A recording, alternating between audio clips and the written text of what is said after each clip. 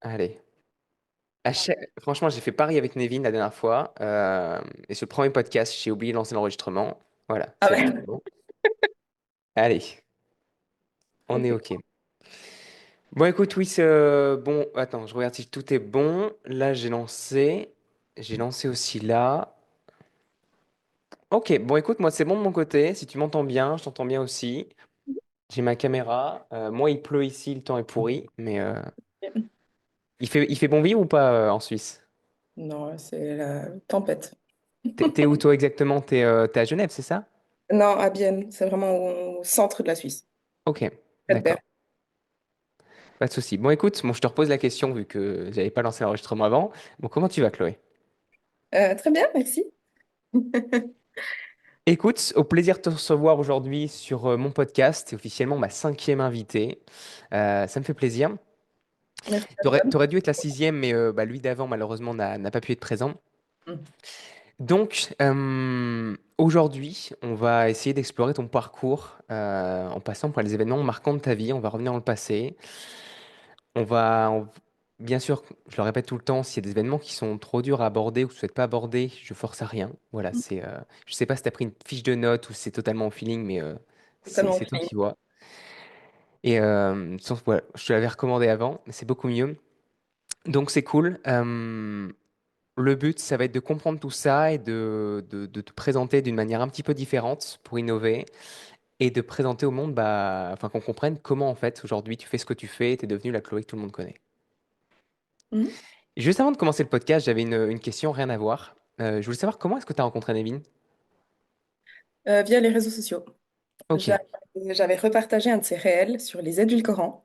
Je le suivais pas, on se connaissait pas, mais vu que j'avais repartagé son contenu, il a commencé à regarder mon contenu et ensuite il m'avait invité sur son podcast.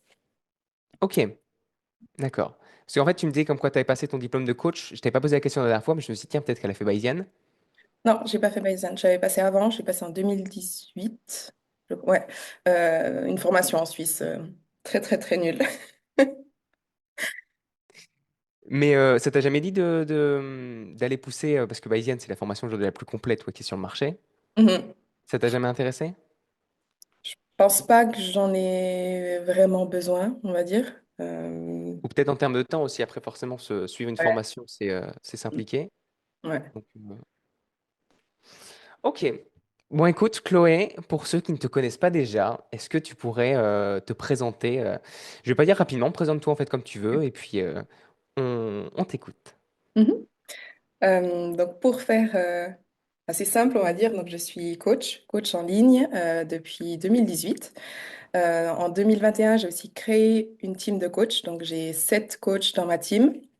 Et on est vraiment une team un peu plus assez holistique, disons, d'un point de vue santé. On couvre non seulement sport, nutrition pour tout ce qui est objectif physique de performance, mais aussi santé hormonale, santé digestive. On a une coach qui est spécialisée en périnatalité.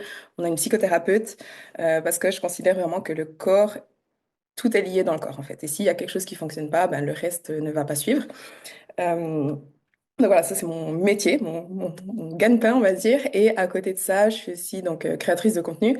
Là aussi depuis 2016, je suis sur Instagram, je suis aussi sur YouTube. J'ai notamment documenté toutes mes préparations pour mes concours de bodybuilding parce que Ah, c'est cool. je suis aussi athlète professionnelle IFBB bikini. Ok. Voilà. Bah écoute, c'est une très belle présentation. Merci d'être venu sur le podcast. On se dit à une prochaine fois. Non, franchement, c'est super cool. Je t'ai posé pas mal de questions la dernière fois et il y a des points sur lesquels je vais encore rebondir ici. L'aspect sur comment déjà t'es devenu coach, je pense que c'est un point que j'aborderai juste après. Mais comment t'en es arrivé à t'entourer de plein de coachs aujourd'hui? Alors c'était pas du tout prévu. Je pense qu'on verra dans mon parcours que rien n'était prévu. Mais ça s'est fait plutôt naturellement en fait. Donc de base, c'est surtout, je voulais une coach qui m'aide à encadrer plus de clients parce que j'avais beaucoup trop de demandes. J'avais une liste d'attente de plus de 150 personnes. Donc voilà, j'ai engagé une coach pour m'aider à encadrer ces clients. Et à partir de là, comment ça s'est passé? Moi, j'ai souffert voilà, de problèmes hormonaux Et je me suis dit que j'étais sûrement pas la seule parce que j'ai eu quelqu'un qui m'a accompagnée pour ça et je me suis dit, ben voilà, d'autres femmes qui souffrent des mêmes soucis auraient aussi besoin de quelqu'un pour les accompagner. Donc j'ai engagé une coach qui est spécialisée en santé hormonale, la même chose pour la digestion, etc. Et en fait, ça s'est fait assez naturellement. Donc j'ai lancé la team en juin 2021, ma première coach. Et les 6 mois qui suivent, chaque mois, j'engageais une nouvelle coach, mais vraiment, c'était juste des opportunités en fait et des idées qui me venaient comme ça et c'était pas du tout prévu, on va En dire. fait, tu as vu qu'il y avait des besoins également chez les clients et tu t'es dit, il faut absolument que des personnes soient spécialisées là-dedans. Exactement. Surtout tout ce qui est hormones, digestion, quelque chose. Maintenant, ça se démocratise de plus en plus et les gens se rendent compte que voilà de l'importance de la santé interne sur le bien-être de la personne, de la vie en général, mais aussi sur son physique. Et c'est vrai qu'à l'époque, ça, c'était pas énormément abordé. Et plus j'en parlais, bah, j'ai aussi documenté voilà, mes problèmes hormonaux, mes problèmes digestifs sur les réseaux. Et plus j'en parlais, plus je voyais que ça touchait des centaines de femmes, quoi. Mais en fait, ce que tu me dis, ça me fait penser à... J'ai reçu Sylvia Tassa sur le podcast, tu m'as dit que tu connaissais. Quand j'ai échangé avec elle, elle a eu une période où elle a pris plus de 40 kilos Mhm. à s'entraîner. Elle est entourée de plusieurs coachs. Ouais, Elle était active au quotidien, elle mangeait bien. Bon, après, je ne sais pas exactement ce qu'elle faisait, en tout cas selon ce qu'elle me disait. Et personne ne comprenait pourquoi elle prenait du poids. Mais elle avait un tel niveau de stress à côté et un niveau de cortisol tellement élevé qu'elle prenait du poids, du poids, du poids, du poids. ouais. Et elle s'est rendue compte voilà, qu'à quel point l'aspect hormonal était vraiment sous-estimé. Mais c'est un impact qui est crucial. Enfin, en fait, tout le fonctionnement interne de ton corps, ça se passe par là. Donc, Totalement. Après, ce qu'il faut comprendre, c'est aussi que les déséquilibres hormonaux, c'est une réponse à quelque chose d'autre. hmm. Donc, généralement, dans le cas de Sylvia, je pense que c'était vraiment tout ce qui était psychologique, mental. Qui ensuite provoque ben voilà, des réactions en chaîne du corps, notamment le cortisol, qui entraîne ensuite des comportements aussi qui soutiennent pas forcément ce qu'on aimerait atteindre. C'est pour ça que je disais vraiment que tout est lié dans le corps en fait. Mais oui, effectivement, les hormones, si les hormones ne fonctionnent pas, le corps ne fonctionne pas correctement et ça a des impacts sur tout. Et de toute façon, voilà, comme tu le dis, en vrai, c'est des coups de sur des comportements, même qu'on note pas forcément au quotidien ou qu'on veut pas forcément dire à son coach ou des choses comme ça. C'est pour ça que nous aussi, c'est notre rôle de creuser dans les Mm. petites choses comme ça. Parce qu'il y a plein de choses qu'on ne se rend pas compte, en fait, qui sont pas du tout alignées avec nos objectifs ou avec la direction qu'on souhaiterait prendre. Ouais. Donc, c'est comme toi, quand tu me parles de problèmes hormonaux, tu m'avais parlé de dérèglement au niveau de ta thyroïde. Moi, je pars un petit peu, j'ai toujours pas lancé réellement le podcast. Enfin, le podcast est commencé, mais c'est toujours pas le sujet que Mm. j'aborde dans l'ordre. Mais je dis un peu les questions comme ça me vient. Qu'est-ce que ça engendrait exactement tes problèmes de thyroïde? T'étais en hyperthyroïdie ou en Hypo. hypo? Ok, Hypo. Donc, c'est en gros le corps qui fonctionne au ralenti, on va dire, donc tous les systèmes comme s'ils hibernaient, si on peut dire ça comme ça. c'est Donc, ça, hein. le métabolisme qui ralentit et du coup, grosse fatigue, des problèmes de concentration, de mémoire, etc. Toujours froid, enfin, fatigue, je dirais, c'est vraiment le plus gros symptôme euh, de l'hypothyroïdie. Ouais. Pour ceux à qui ça parle pas, les problèmes de thyroïde, déjà la thyroïde, c'est une glande qui est située au niveau de la gorge, qui est une forme de papillon. Qui gère, enfin, qui sécrète des hormones dans le corps et qui gère voilà, le métabolisme, la production d'énergie, qui gère également la récupération, des choses comme ça. Et ouais, en plus, juste avant, je regardais les symptômes classiques. C'est ça, c'est le froid, tu stagnes au niveau ensuite de ton poids. Enfin, c'est un découlement qui est énorme derrière. En fait, il y a tout Mm. qui bloque, quoi. Ouais, et la Ok. digestion aussi est beaucoup impactée. Parce que voilà, L'addiction? la digestion. Ok, la digestion. Tous les systèmes sont vraiment marche au ralenti, donc forcément digestion plus lente, donc problème de digestion derrière, ce qui n'aide pas avec les problèmes hormonaux. Quand la digestion va pas, enfin tout le microbiote, qu'on n'assimile pas correctement les aliments, etc., ça peut empirer les problèmes hormonaux, donc c'est un peu une réaction en chaîne en plus. Mais ouais. En plus, c'est vraiment le pire ennemi de quelqu'un qui prépare une compétition. Ah oui, ça oui. Parce que je veux dire, le but, enfin surtout la chose à éviter quand tu veux récupérer, c'est le stress. Alors qu'à partir du moment où enfin, les choses qui peuvent enclencher ça, c'est l'entraînement intense, c'est une diète extrême, c'est mauvaise récupération, enfin c'est un tout. Mhm. Et quand on arrive là, tu dis bah merde. Mais ça, voilà, je vais pas développer plus parce que tu vas nous en parler tout à l'heure sur comment t'es arrivé à ça exactement. Mais écoute, pour commencer officiellement, j'ai envie qu'on revienne dans le passé, le plus loin possible. Et j'aimerais que tu me dises quel était l'un des moments les plus difficiles pour toi dans ton parcours que tu as pu traverser. Euh, Que ce le- soit professionnel, personnel ou peu importe, hein. alors, ce qui me vient en tête, c'est pas forcément ce qui est le plus loin. Euh, Après, c'est pas grave, dis-le dans le sens que tu veux, on pourra revenir. hmm. Non, je dirais qu'il y en a deux et je vais quand même commencer avec le plus loin parce que c'est ce qui a un peu enclenché tout le reste ensuite. Je dirais que c'est... Non, il y en a même deux loin. Vas-y, vas-y. Le premier, bah, je dirais, en fait, j'ai souffert de troubles du comportement alimentaire, notamment d'anorexie. Donc pendant, purée, c'était il y a 10 ans, donc même plus, entre mes 17 et 20 ans, on va dire, je mangeais 800 calories par jour, tout au plus. Et je suis descendue jusqu'à 47 kilos. Donc, je fais 1,64 m. Aujourd'hui, je fais 65 kilos. Mais à l'époque, ouais, je suis descendue à 47 kilos. Et c'est vrai que ça, c'était très compliqué parce que, un peu la même chose que les problèmes hormonaux, les problèmes digestifs, etc., dont on parle beaucoup sur les réseaux et que les gens comprennent de plus en plus et savent ce que c'est, etc. Les troubles du comportement alimentaire aussi, on en parle plus aujourd'hui. Mais à l'époque, il y a 10 ans, il n'y avait pas les réseaux sociaux, il n'y avait même pas Instagram. Euh, je savais pas ce qui se passait en fait. Je savais pas ce qui m'arrivait et j'étais dans un état mais juste misérable. Je mangeais pas, j'avais peur de tout et je me sentais bah, forcément, je me sentais très très mal. Donc là aussi, énorme fatigue, aucune récupération. Euh, mais j'étais vraiment coincée dans ce j'ai pas le droit de manger. Dès que je mangeais quelque chose, je culpabilisais et aussi la compensation. Donc, je me suis jamais fait vomir, mais par contre, je me dépensais énormément. Donc, j'allais courir tout le temps, tout le temps, tout le temps. Et c'est vrai que du coup, j'étais dans un état assez catastrophique. Et ça a été assez compliqué à vivre. Et c'est justement la musculation, en fait, qui m'a plus ou moins sauvée. Alors, pour que je comprenne, alors t'es pas arrivé au stade de boulimie, Non. mais t'es ok. En fait, comment en fait dans ton parcours avant ça, Mhm. t'en arrivais à ce stade où tu mangeais plus, enfin en fait où tu t'es privé à ce point-là? Est-ce que ça a commencé à l'école? Est-ce que ça a commencé à quel en fait, est-ce qu'il y a eu un événement, un événement marquant? Ouais, j'avais commencé la pilule quand j'avais 15 ans, qui m'a fait prendre 7 kilos en 2 mois.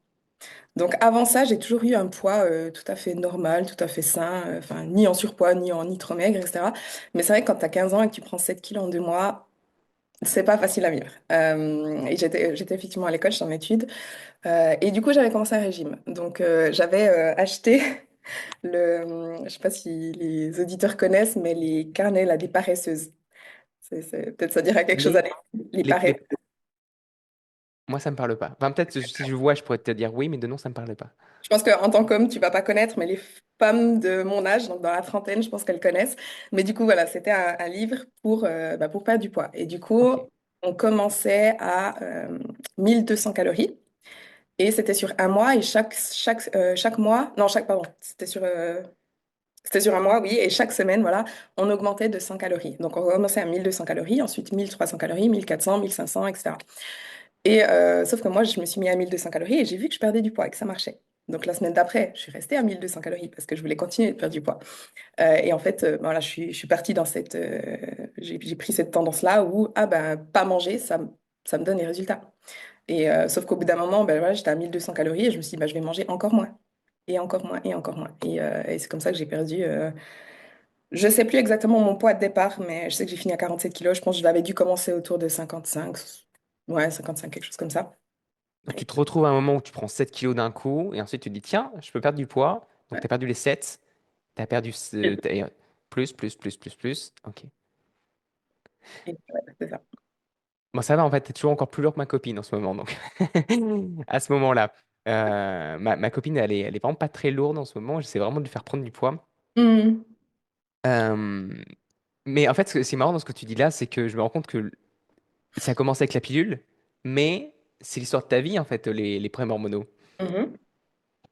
En fait, c'est pour ça que je trouve ça génial de remonter dans le temps et comprendre les événements marquants parce que franchement, il y a tellement une suite logique sur les gens, enfin, sur ce que font les gens aujourd'hui. Mm. Et déjà, ça me donne une première idée de pourquoi tu t'entoures de personnes comme ça, même si tu l'as déjà expliqué aussi tout à l'heure, et pourquoi tu es coach. Et Ça, je peux peut-être aller un petit peu plus sur ça. vas-y. Comment, en fait, j'ai commencé la pilule à 15 ans alors que j'en avais pas besoin. J'avais deux, trois boutons sur le visage, c'était vraiment rien d'extrême. Je suis allée au planning familial, j'ai dit j'aimerais avoir la pilule, elle me l'a donnée comme ça, et voilà. Et ce qui me dérange énormément avec ça, c'est que la pilule, c'est pas quelque chose d'anodin, c'est des hormones, c'est des hormones de synthèse. Et à 15 ans, ton système reproducteur, enfin ton système hormonal reproducteur n'est pas encore totalement formé. Et donc, prendre des hormones à cet âge-là, alors que j'en ai même pas besoin, je pense que c'est ça, en fait, le départ de tous mes soucis ensuite. Outre les troubles du comportement alimentaire, etc. Mais je pense que si je n'avais pas pris la pilule, j'aurais peut-être beaucoup moins de problèmes aujourd'hui. Ok, mais rassure-moi, aujourd'hui ça a changé quand même. Je veux dire, tu demandes, tu vas voir tes. Enfin, je veux dire, aujourd'hui, quelqu'un, une fille qui est adolescente, qui veut demander la pilule, elle doit passer par un médecin ou est-ce que c'est toujours pareil? Alors, au planning familial, Planning familial, c'est des, oui. c'est des médecins, mais toute femme qui demande la pilule, elle la reçoit. D'accord, c'est des Smarties, quoi. Prenez, c'est cadeau. Pas de questions, rien. Alors, je vais pas généraliser les médecins, parce que je pense qu'il y a des très bonnes gynécos, je pense que voilà.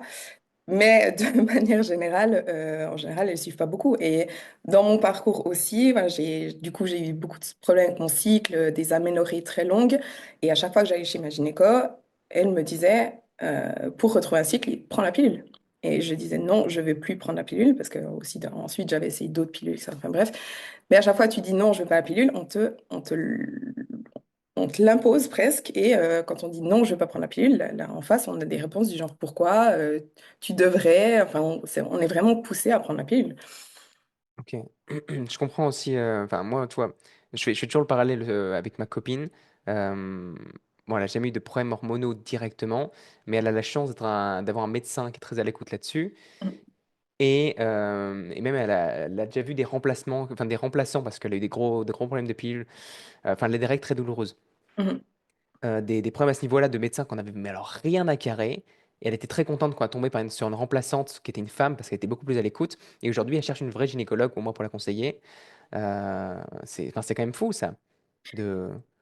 C'est sûr. Après, bah, en fait, les gynécos, les médecins n'ont pas forcément le temps d'aller chercher pourquoi elle a des règles douloureuses, pourquoi une femme n'a pas ses règles, etc. Et la pilule, c'est un petit peu, ben voilà, prends la pilule, ça va te provoquer des règles et c'est bon, le problème est résolu. Alors qu'au final, le problème de fond, il n'est pas résolu du tout. Mais c'est vrai que dans le système médical actuel, ben, les gynécos n'ont pas forcément le temps avec chaque client d'aller chercher parce que c'est quelque chose d'extrêmement complexe. Une aménorrhée, ça peut avoir tellement de sources différentes et très souvent, c'est psychologique. Et du coup, ouais, elles vont au plus simple. Ok. Après, je pense aussi que les mentalités sont en train de changer. Et du coup, les mentalités des médecins aussi. Mais là, je généralise un petit peu. Je ne vais pas non plus mettre tout le monde dans le même panier, mais c'est vraiment des témoignages que j'ai reçus de centaines de femmes via mes clients, des consultations, etc.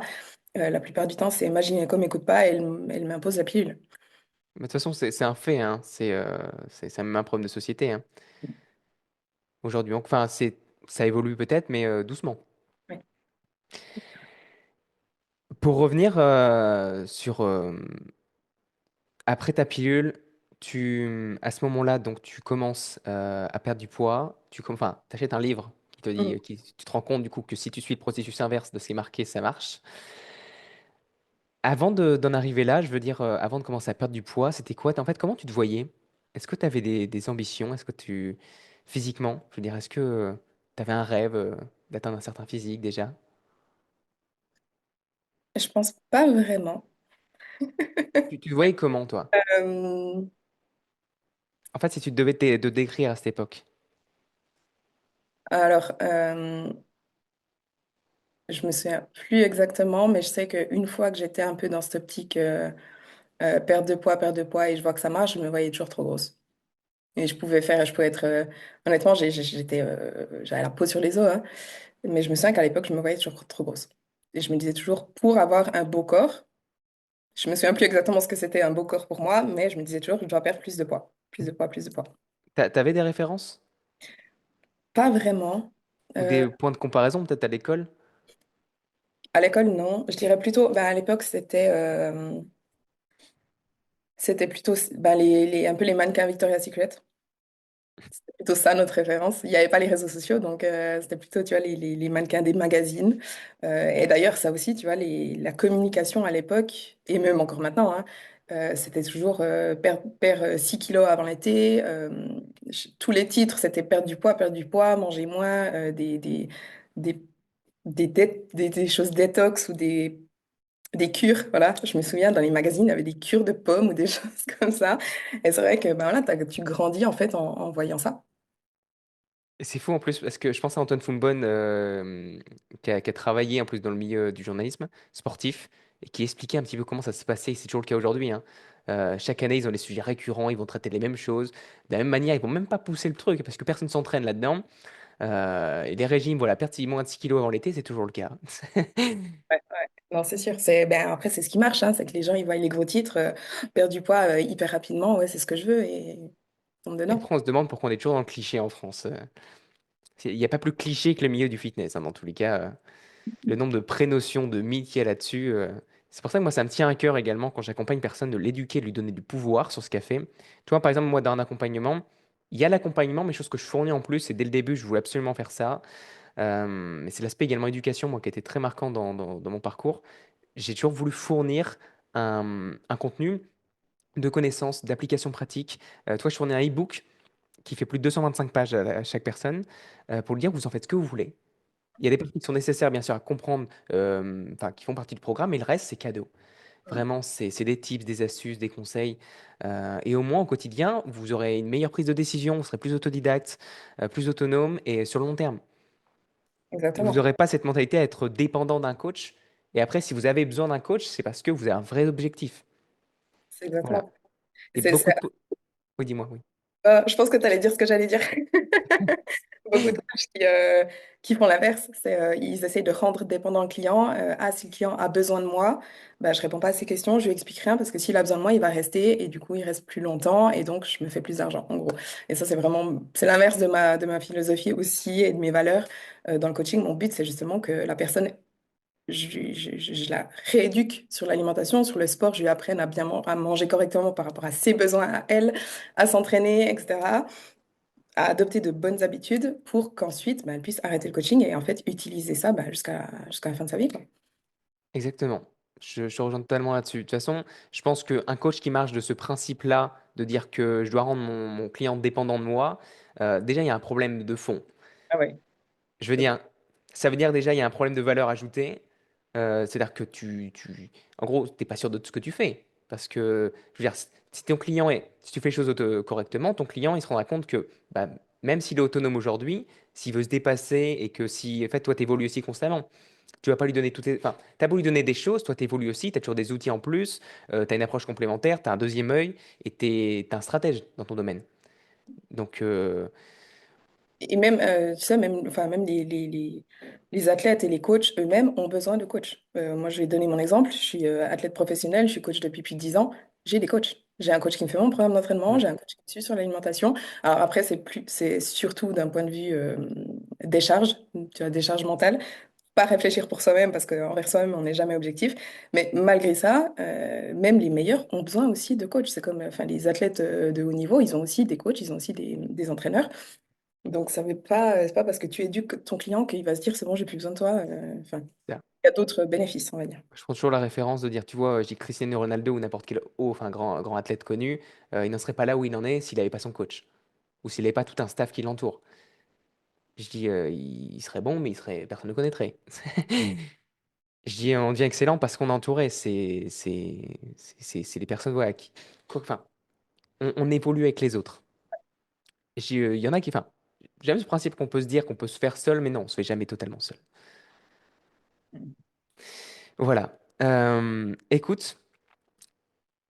T'as perdu, je reprends du coup le fil, tu as perdu pas mal de kilos. Qu'est-ce qui se passe après ça? Alors, donc j'avais commencé ce régime enfin ce régime. Quand j'ai Donc là, commencé, là tu as, à peu près 15-16 ans. ouais, quand j'ai commencé, ouais, je pense que j'avais 16 ans. Alors, je me souviens plus exactement au niveau des dates, mais je pense que j'avais environ 16 ans. Et je suis restée un peu dans cet état pendant 2 3 ans. facilement. Au bout d'un moment, l'anorexie s'est plutôt transformée en hyperphagie, forcément, parce que sinon, manger 800 calories par jour, tu meurs au bout d'un moment. Donc forcément, je compensais, je faisais des gros craquages, vraiment perte de contrôle totale, crise d'hyperphagie où je m'enfilais 3000, 4000 calories en 1 heure. Euh, C'était les premiers symptômes ensuite? Je parle de ouais, symptômes parce que pour moi, c'en est, hein. Euh, enfin, les répercussions. ouais. Comment, en fait, tu t'es rendu compte au bout... Enfin, je vais te laisser terminer, mais en fait, ma question, c'est de comprendre comment tu t'es rendu compte, en fait, qu'il commençait à avoir un problème. Est-ce que ça a été les premiers signes, ça? Ouais, je pense que c'était vraiment là, c'est les pertes de contrôle total où tu te dis, mais qu'est-ce qui se passe? Pourquoi j'agis comme ça? Tu perds le contrôle de toi-même, en fait. Tout ce que tu trouves, tu te le manges. Et là, je me suis vraiment dit, mais pourquoi il m'arrive ça? Pourquoi je fais ça? Pourquoi je suis pas normale? Et là, c'est vraiment là que je me suis dit, purée, il y a un problème. Euh, Comment t'as réagi à ce moment-là? alors, ça a quand même duré assez longtemps avant que vraiment je réagisse, on va dire. Je me souviens plus exactement de la fréquence des crises, etc. Mais je me souviens que c'était quand même. Je pensais constamment à la bouffe. Je pensais tout le temps à la nourriture. Dès que je voyais. Moi Dès aussi, que hein. Dès que j'étais avec des gens qui mangeaient normalement, je me disais, mais comment ils font? Parce que moi, quand j'étais avec eux, je mangeais pas. Parce que j'ai l'impression que j'osais pas, que c'était pas bien, etc. Et dès que je me retrouvais seule, ben voilà, je mangeais tout ce que je trouvais, etc. Et à l'époque, je le comprenais pas. Aujourd'hui, je le comprends parfaitement. C'est très logique. Mais c'est vrai que. Ouais, je savais pas ce qui se passait. Et d'ailleurs, je suis partie aux États-Unis. Je suis allée vivre 6 mois aux États-Unis pour un voyage linguistique. Euh, et quand je suis revenue, j'étais même encore plus maigre que quand j'étais partie, parce que quand je suis partie aux États-Unis, j'avais tellement peur de reprendre du poids que je me restreignais encore plus, on va dire. Et c'est quand je suis rentrée des États-Unis que, en fait, j'ai naturellement mangé plus en rentrant des États-Unis. Parce que aux États-Unis, la bouffe, c'est dégueulasse. Et quand je suis revenue, en fait, j'ai retrouvé la nourriture qui a du goût, le pain suisse, enfin voilà, vraiment la bonne bouffe. Et du coup, j'ai quand même naturellement mangé plus et j'ai naturellement repris quelques kilos. Pas beaucoup, je dirais 3 4 kilos. Mais en reprenant du poids, je me suis dit, en fait, je suis mieux qu'avant. Et c'est la première fois que je me suis dit, en fait, t'es plus grosse. Pas de beaucoup, mais quand même, t'es un peu plus grosse. Et finalement, t'es mieux.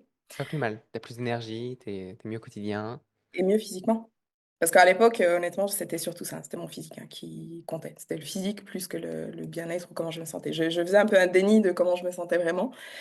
C'est Et je toujours la m'ai... première phase d'un problème, hein, le déni, et ensuite on Voilà, évolue. c'est ça. Et à ce moment-là, ben, je courais encore énormément, je faisais beaucoup de courses à pied. Sauf que j'ai commencé à avoir mal aux genoux. Et c'était à cette époque-là, c'était au moment où j'ai commencé à manger un peu plus et à reprendre un peu du poids. Mais vu que je me suis fait mal aux genoux, je suis allée voir une ostéo qui m'a dit, il faudrait que tu te muscles. Parce que forcément, j'avais pas de muscles du tout, j'avais rien du tout, j'avais des os, de la peau et c'est tout. Et donc, je me suis dit, bon, bah, je vais aller en salle de musculation. Et je suis allée faire une séance d'essai et j'ai adoré ça. Et dès la semaine d'après, je me suis inscrite à la salle presque directement. La semaine d'après, j'allais déjà 4 fois par semaine à la salle. Et presque du jour au lendemain, j'ai arrêté la course à pied, je me suis mis à la muscu. Et c'est là que j'ai commencé à me renseigner. Donc, j'ai commencé à regarder des vidéos YouTube, notamment. Par exemple, celle de Nikki Blackhatter, pour celles qui connaissent, qui était à l'époque énormément dans le fitness, elle ne l'est plus vraiment aujourd'hui. Et en fait, dans ces vidéos, elle montrait que ben, elle mangeait. Elle mangeait beaucoup. Donc, elle mangeait des glucides, elle mangeait du pain, elle mangeait du sucre, elle mangeait, enfin voilà, tout ce que je m'autorisais pas, tout ce que je On pensais. peut manger du pain, donc. Je t'apprends quelque chose. Ça se mange. Mais vraiment, ça m'a fait. En fait, c'est ça qui m'a fait un immense déclic. Je me suis dit, purée, cette fille qui a un corps incroyable. En fait, il faut pas que je continue à me restreindre, donc à rien manger et à faire plus de cardio. Il faut à l'inverse que je nourrisse mon corps et que je fasse de la muscu pour prendre du muscle. Et c'est à partir de là, en fait, que ça m'a. Vraiment, j'ai eu ce déclic de comprendre ça, en fait. Alors, c'est super intéressant ce que tu viens de dire. Et il y a deux points qui m'ont marqué. T'as dit quelque chose qui est le cas pourtant inverse de beaucoup de personnes avec qui j'ai pu échanger. T'as été à la salle de sport et t'as adhéré directement. Mhm. Je sais qu'il y a beaucoup de femmes, c'est pour ça même qu'il y a des concepts. Alors, je sais pas vous comment ça se passe en Suisse, mais en France, ils sont un peu sortis comme Keep Cool, qui sont des concepts un petit peu différents où, enfin, il y a moins ce regard vis-à-vis des gens. En fait, le concept de la salle est. Enfin, il y a moins ce côté un peu matrixé, les gens matrixés par la muscu, qui gueulent tout ce que tu veux, qui fait un peu peur. Je sais que beaucoup de personnes qui peuvent entrer dans une salle de sport la première fois, ils disent, ouais, mais c'est quoi ce monde? Moi, j'ai rien à faire là, quoi. Surtout en tant que femme. Et toi, t'as pas eu ce blocage en arrivant. Tu t'es dit directement, je suis fait pour ça. Bah, alors, disons que je savais pas ce que je faisais, hein, honnêtement. J'ai eu de la chance, c'est que la salle où j'ai commencé, alors aujourd'hui elle est blindée, mais quand j'ai commencé, elle était toute nouvelle et à chaque fois que j'allais, on était deux dans la salle. Ah, Donc, ok. pas forcément non plus trop peur du regard des autres parce qu'il n'y avait personne. Et du coup, même si j'essayais mes trucs et que je faisais n'importe quoi, ben, personne ne me jugeait vraiment. Mais après, je sais pas, j'ai eu un peu cet attrait du la muscu, c'est cool. Tu vois, genre, si tu fais de la muscu, tu commences d'être cool. C'était peut-être aussi, bah voilà, c'était 2015 que je m'y suis mise. Et c'est vrai que c'était le début d'Instagram. Et il y avait bah, le début des Fit Girls aussi. C'est marrant, j'ai commencé aussi la musculation hein, en 2015. Ouais, j'ai 10 ans cette année. Tout le monde. C'est non mais non franchement c'est cool et l'autre point qui me marque c'est juste un petit peu enfin c'est un petit peu avant ça. Euh, En fait chose que je voulais comprendre c'est comment tu avant de commencer à remonter la pente déjà t'étais pas une vraie américaine j'ai compris parce que c'est pas du tout leur mentalité ça. Comment en fait comment tu te sens c'était quoi l'impact au quotidien?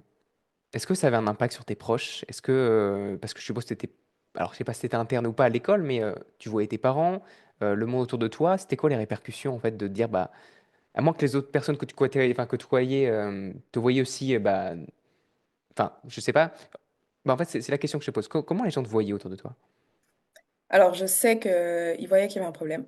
Euh, J'avais ma prof de sport à l'école qui était venue me parler une fois.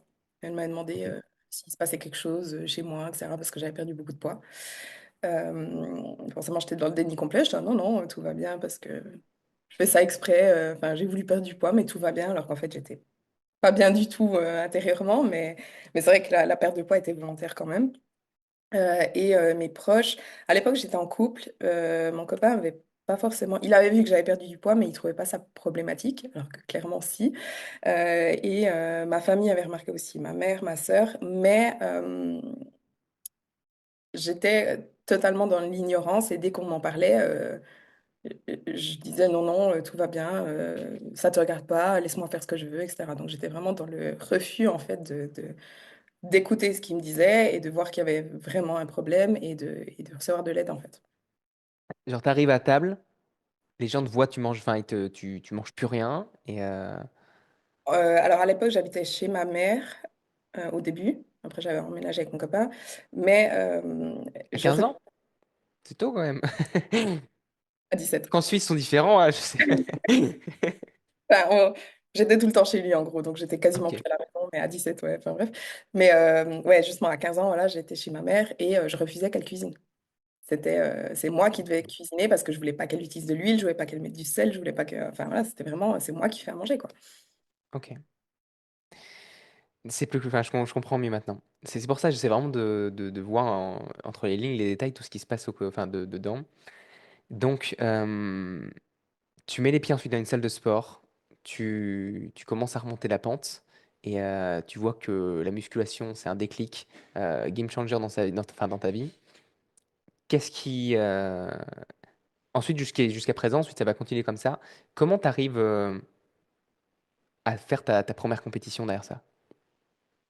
Alors du coup, Enfin, à te dire, en fait, je passe d'une personne qui s'entraîne simplement pour avoir un meilleur physique à je vais aller chercher ma première compétition et voir plus. alors, donc j'ai parlé de Nikki Blacketter avant, dont j'ai Ouais. commencé à regarder des vidéos en 2015. Et c'est vrai qu'en 2015, justement, elle se préparait pour une compète. Mais quand j'ai commencé, moi, la muscu, j'avais pas du tout ça en tête. Mais c'est vrai que j'admirais quand même. Je me disais, purée, ça paraît, ça paraît cool. Honnêtement, c'est ce que je m'étais dit. Mais je me disais aussi, je serais jamais capable de faire ça, j'aurais jamais le niveau, etc. Et en fait, j'ai fait 4 ans de musculation. Et après 4 ans, donc grosse prise de poids, forcément, je suis montée jusqu'à 68 kilos. Donc entre mon début à 47 kilos et mon plus haut, j'ai pris 20 kilos. Donc grosse prise de masse, vraiment libérée avec l'alimentation. Il y a un moment où vraiment je me suis complètement, on va pas dire lâchée dans le sens où Je- Mais c'était plus un blocage, quoi. C'était plus un blocage. Voilà, je m'autorisais à manger. Simplement, c'était, ah, t'as le droit de manger, en fait. Euh, et du coup, après 4 ans, je me suis dit, en fait, j'ai envie de voir vraiment ce que j'ai construit en 4 ans. Et j'ai envie d'avoir un challenge, avoir un objectif. Et du coup, bah, je me suis dit, pourquoi pas me lancer dans une prep. Et moi, j'ai toujours été assez fonceuse dans le sens, quand tout à coup j'ai une idée, j'y vais à fond. Ouais, j'allais dire quelque chose, c'est exactement ça, mais j'allais dire différemment. Mais du coup, en fait, j'ai pas réfléchi, j'ai pas planifié le truc pendant 6 mois, quoi. Je me suis dit, je pense que je me suis dit, genre en janvier ou février, tiens, je vais me lancer dans une prep. Et je crois que j'avais commencé ma prep en avril, quoi. Donc, ouais, un ou 2 mois après, j'avais commencé avec mon coach déjà en mars. Ouais, je pense que j'ai eu l'idée. J'ai contacté le coach, le temps d'avoir un peu les échanges, etc. Et j'ai commencé direct. Ça a été un coach en ligne ou à la salle de sport? Non, un coach en ligne. Ok. Parce qu'en fait, durant mes 4 premières années de muscu, bah, je me suis énormément formée sur la musculation, sur la nutrition. Et je suivais Paul Revelia, je ne sais pas si tu connais. De nom, non, ça me parle Euh, pas. C'est le fondateur de la Team Prophysique. Donc, c'est une team de coachs très connue aux États-Unis, notamment pour les bikinis. Attends, En fait, non. En fait, peut-être que ça me dit quelque chose. Redis-moi son nom, Paul Revelia? Revelia, ouais. Ré-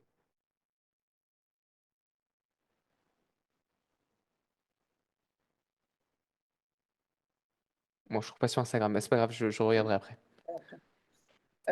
Mais du coup, j'ai appris énormément grâce à ces vidéos YouTube. Et je m'étais toujours dit, si une fois je suis coachée, je vais être coachée par lui. Donc, j'avais fait une demande pour travailler avec lui, sauf qu'il n'avait pas de place.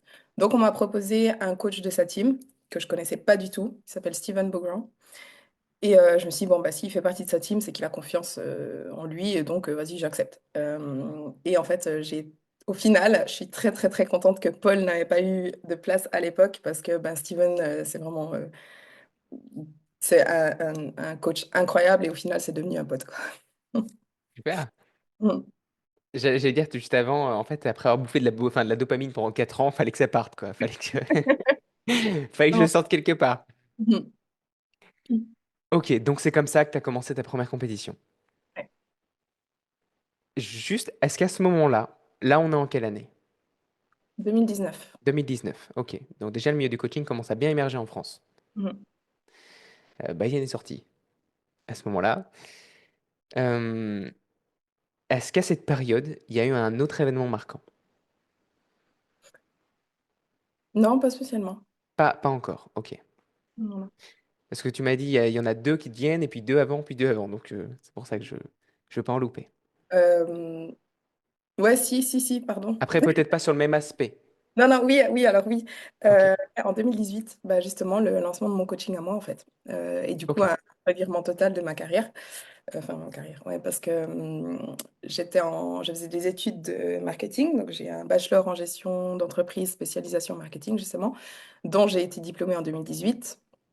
Et je travaillais en bureau dans le marketing pour une start-up, un job qui ne me plaisait absolument pas, parce que j'étais engagée soi-disant pour un job dans le marketing, justement, et au final, j'ai fini par gérer la boîte entière parce que j'étais juste seule avec mon chef qui n'était jamais au bureau. Et donc, j'ai commencé à gérer la boîte entière, à faire la logistique, les ventes, les achats, etc., pour un salaire misérable. Enfin bon. Mais du coup, je me disais, je veux pas continuer à faire ça. Je me voyais pas du tout continuer à travailler dans un bureau pour quelqu'un d'autre. C'était pas du tout. Enfin, ouais, j'étais vraiment. C'était pas Je me c'est pas disais, comme ça que tu voyais la vie, quoi. ouais, voilà, j'avais pas envie de finir comme ça.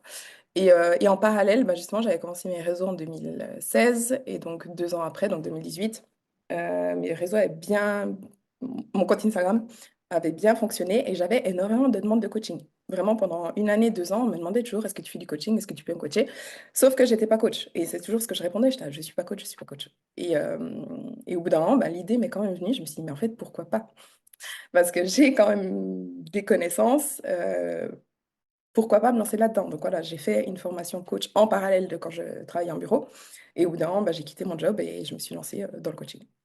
Ok, donc il y avait un milieu de... Enfin, non seulement il y avait la passion qui était là au départ, tu as commencé... Oui, t'avais commencé la compétition. Non, l'année d'après. Non, c'est Donc, l'année d'après, ok. Et ensuite... Enfin non, et du coup, au même moment, il y avait une demande accrue qui était arrivée parce que tes réseaux avaient décollé. Est-ce qu'il y a quelque chose qu'on fait que tes réseaux ont percé d'un coup? À part le fait qu'Instagram commençait juste à... Je pense que bah, à l'époque, il n'y avait pas beaucoup de, je vais appeler ça des fit girls, mais fit girls françaises, francophones. Ok, C'était, ouais, je pense que j'ai été un peu je vais pas dire une des premières, mais quand même parmi les premières à montrer mes entraînements, à parler de nutrition, de sport, à éduquer en fait mon audience et à montrer mon parcours et les résultats en fait qui suivaient parce que ben voilà, j'expliquais des choses et en même temps je montrais que je prouvais que ça marchait. Alors pour moi, certes, mais je pense que c'est ça ouais, vraiment qui a aidé. ok. Excuse-moi 2 secondes. Tout à l'heure, je me suis retenu d'éternuer. Enfin, j'ai réussi à pas le faire. Pendant que tu parlais, franchement, j'ai eu une envie d'éternuer. Et du coup, il faut absolument que je me mouche. Je suis là, j'ai une poussière qui arrive. Je suis putain, bouge pas, David. Donc, ce sera pas le moment que je mettrai en réel, hein.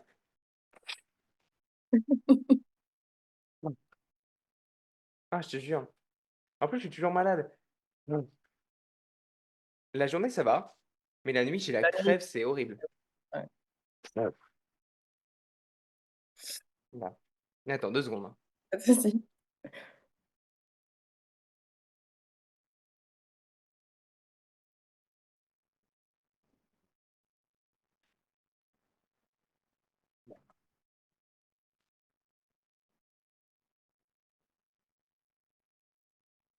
Hop là.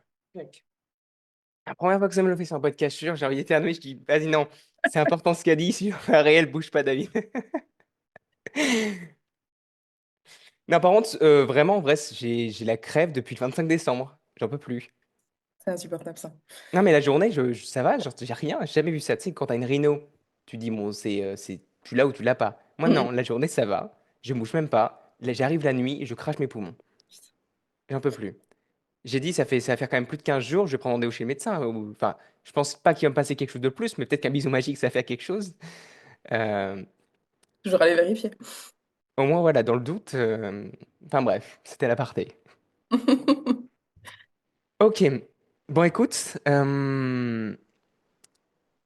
Donc là. Attends, je réfléchis. Ok. Je me remets dedans. On a fait de décalage. Donc, tu as commencé à te lancer en tant que coach. Et il y a eu un événement marquant, il y a quelque chose qui a été compliqué. Est-ce, Qu'est-ce que c'est exactement? Est-ce que ça a Euh, été le rush de devoir te dire qu'il faut que tu assumes et il faut que tu te formes maintenant en tant que non, coach? c'était un peu avant de vraiment me lancer, parce qu'une fois que je me suis lancée, ça allait. Mais c'était plutôt voilà, de savoir ce que je voulais faire de ma vie. Et Ok. Oui, ah, ok, d'accord, c'était bien ça. ouais, c'était. J'ai eu une période un peu juste avant de commencer mon job là que au final j'aimais pas du tout. C'est vrai que j'ai eu une période un peu down où je me disais j'ai pas du tout envie de bosser en bureau justement. Je sais pas ce que j'ai envie de faire de ma vie. Donc juste après mon diplôme et c'est vrai que j'étais un peu assez au plus bas à ce moment-là. Et après voilà je me suis bougée, j'ai trouvé un job et là je me suis dit ben, il faut que tu bouges quoi. Il faut que Et ça a été, ouais, c'était vraiment cette idée de, j'ai pas envie d'être dans un job comme ça jusqu'à la fin de ma vie, donc faut que tu fasses autre chose. Ça a été une grosse remise en question, durant combien de temps? J'ai un 3 4 mois. Ok. Et quand tu as décidé ensuite de passer un diplôme de coach, tu l'as fait en distanciel? Non, c'était en présentiel, Ok. le week-end, un ou deux soirs par semaine et le samedi, un truc comme ça. C'était juste 3 mois. Bon, bah, c'est cool en fait en Suisse. Comment ça Honnêtement, s'appelle? je sais pas quoi te dire parce que la formation est horrible.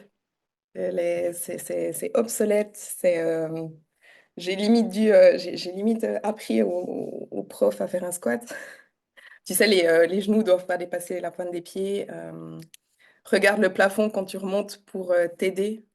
Enfin, Comment ça s'appelle la formation? IFAS.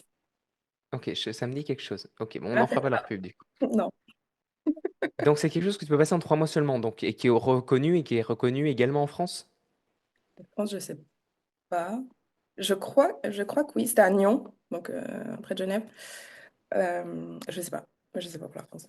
Tu vois, en fait, je te pose cette question parce que il y a pas mal de diplômes en France qui sont reconnus comme formation officielle avec diplôme.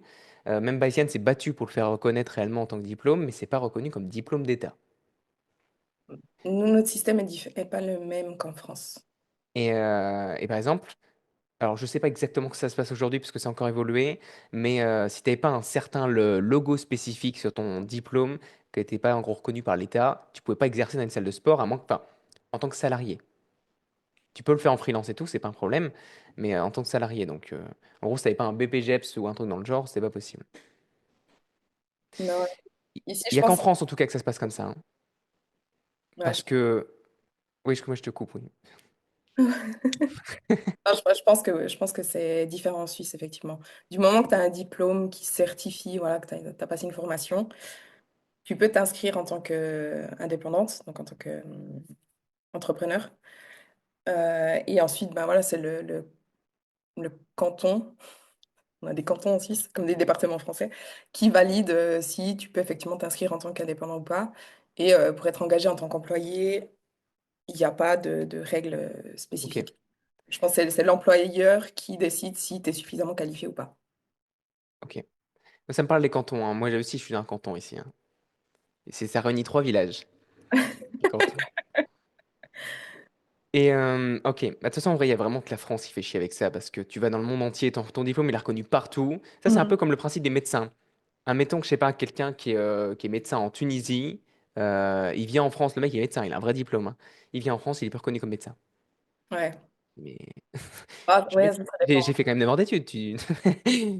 Ça dépend de chaque pays. Moi, j'avais un pote qui est chiro, qui est quand même niveau bah, médecin, en Australie. Et quand il est venu en Suisse, il a dû refaire sa dernière année de médecine. C'est ouf. Et c'est valable, c'est en plein de domaines, même en pâtisserie, trucs comme ça. Enfin, une personne, je connais quelqu'un que j'avais fréquenté qui était parti en Angleterre, qui était plus reconnu et tout. Mais je dis, mais n'importe quoi.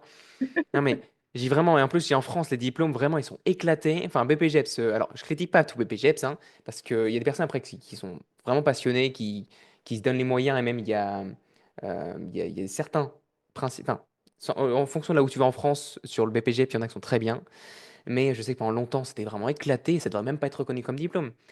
Pour moi, tu es animateur sportif quand t'en sors, quoi. Ouais. Donc, voilà, enfin voilà. Enfin, moi, ça juste, ça me répugne, je trouve ça ouf. Je veux dire, en tant que coach, tu as quand même la santé des gens entre tes mains. Voilà. Après, moi, ce que je me suis toujours dit, tu vois, les personnes qui ont fait la formation avec moi, je pense qu'aujourd'hui, on devait être une vingtaine, hein, 17, 20. Je pense qu'aucun n'est coach aujourd'hui. Parce que Ok. quand tu les voyais, tu voyais que ça les intéressait pas vraiment. Il y en a des qui faisaient même pas de fit, il y en a des qui faisaient du tennis, il y en a une qui était au chômage, mais elle s'est dit, tiens, je vais me lancer dans le coaching, pourquoi pas. Le problème, c'est que ils sont deux, trois clients, ils savent pas ce qu'ils doivent faire, ils font ils, ils fournissent un service de merde, et après, ils ont plus jamais de clients derrière, je pense. Donc, enfin, c'était un mauvais coach, tu tiens pas très longtemps non plus, hein. Depuis, toi, je veux dire, tu es devenu autodidacte, tu as continué de te former. Ok. De toute façon, moi aussi, enfin, j'ai toujours prôné la formation continue, hein, quoi qu'il se passe. Je veux dire, un diplôme, c'est quelque chose. Ok, ça te certifie que t'es coach, mais pour moi, je veux dire, un diplôme, c'est certifié aussi rien du tout. C'est pas parce que tu es bon pour tenir le cours et l'appliquer sur une feuille que tu es coach pour autant. Non, mais alors moi, la formation que j'ai faite, mais je considère la seule chose que j'ai appris que je connaissais, que je savais pas vraiment avant, c'était peut-être l'anatomie, tu vois, vraiment les petits muscles méga profonds que aujourd'hui, j'utilise même pas ça avec mes clients parce qu'avec les clients, tu utilises des vocabulaires qu'ils comprennent. Mais à part l'anatomie, j'ai rien appris durant ma formation, hein, honnêtement. Alors là, c'est les muscles du dos. Ah, c'est ça. Là, c'est le côté du dos, et voilà, fin de l'histoire. Ok, super. Donc là, on arrive en 2019. Tu commences ta première compétition. Mhm. Comment ça se passe? Très bien, très bien. Alors, je n'avais aucune idée dans quoi je me lançais, honnêtement. Je me rendais absolument pas compte de ce que j'allais faire et ça s'est super bien passé en fait. C'était facile. Euh, j'étais, je pense que justement parce que c'était nouveau, parce que mon coach utilise des méthodes totales, l'inverse de l'extrême, dans le sens où on a vraiment pris le temps, on a pris 6 mois pour me préparer. J'avais 12 kilos à perdre, je crois, en ma première prep. Et du coup, ça a été très très simple pour moi de suivre le processus. Et je savais pas non plus si j'allais aimer ça. Donc autant le processus que le concours en soi, parce que de base, alors je sais les gens sont assez étonnés d'apprendre ça, mais je suis quelqu'un qui est plutôt timide, plutôt introverti, plutôt qui aime pas trop avoir l'attention sur elle.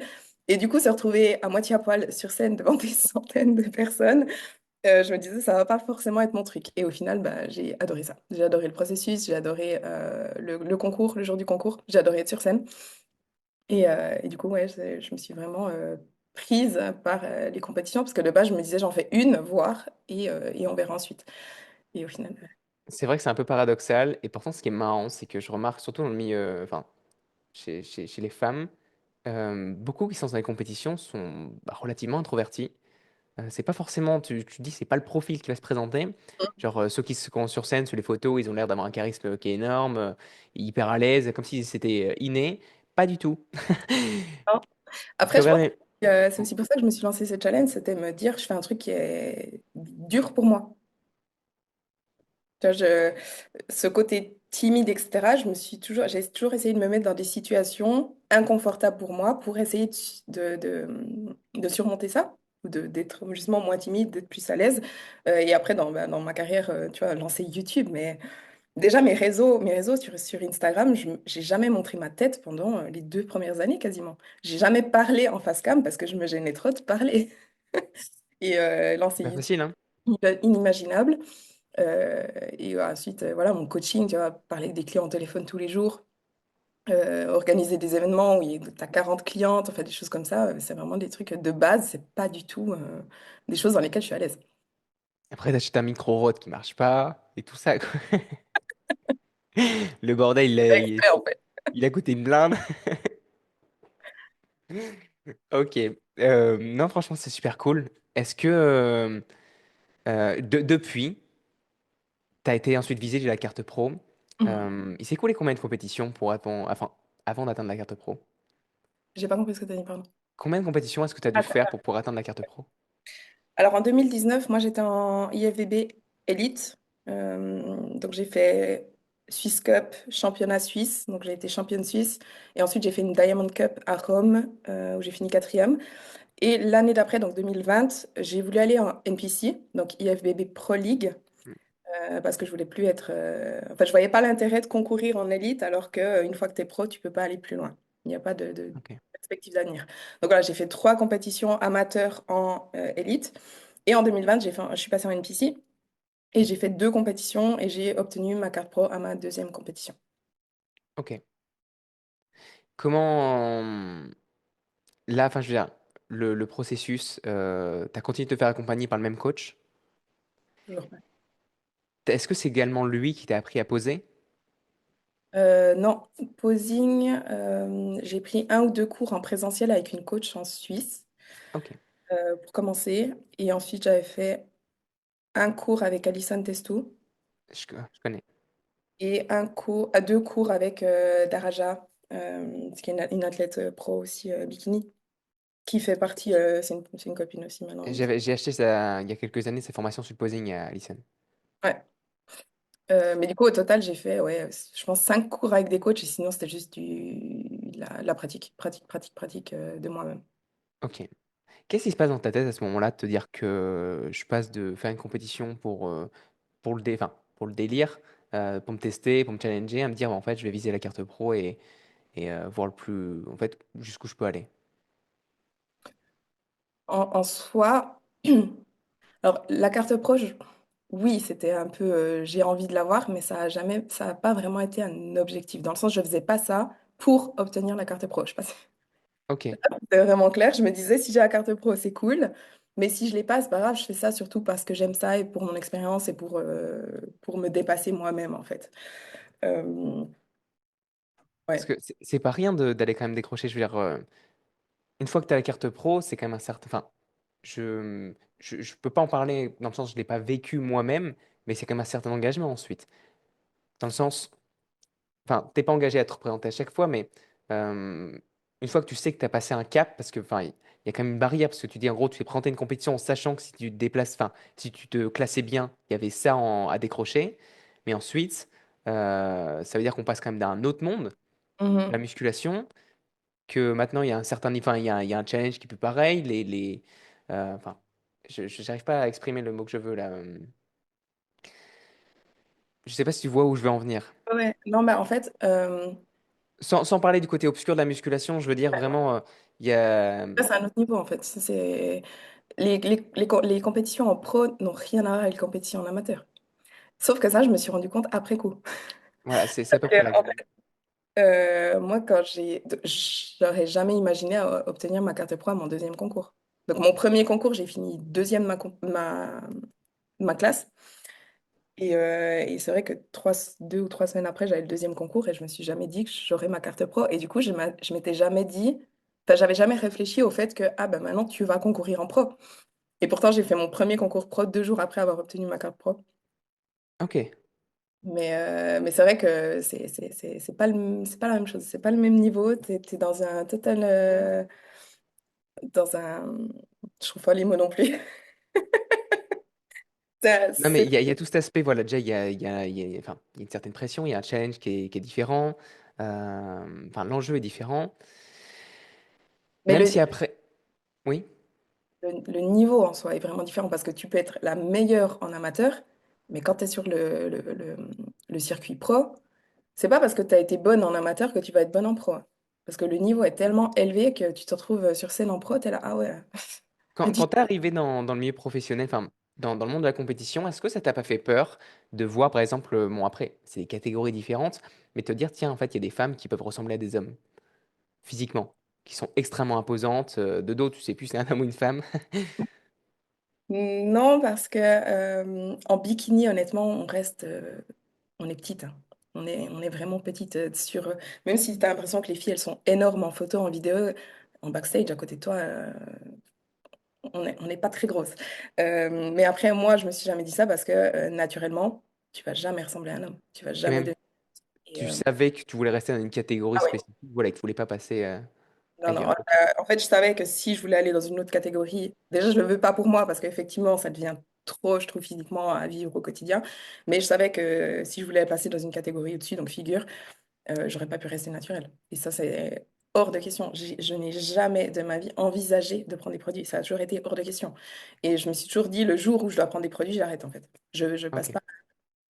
Donc, tu n'as jamais voulu basculer de l'autre côté et te dire, en fait, Non, je non, non. peux. Il y a pas eu un décalage sur scène, te dire. Alors, je sais pas exactement comment ça se passait sur les compétitions que tu faisais, mais à partir du moment où tu passes en pro, il y a quand même un certain décalage. Je veux dire, tu sais que si tu veux t'aligner avec la concurrence, il faut passer le cap. Et naturellement, au bout d'un moment, tu sais très bien que tu peux plus. Enfin, il y a une distance qui est Alors, trop grande. alors aujourd'hui, oui. Mais les critères ont énormément évolué juste en 2, 3 ans. Ok. Je pense qu'à l'époque, donc ma dernière préparation, c'était en 2022.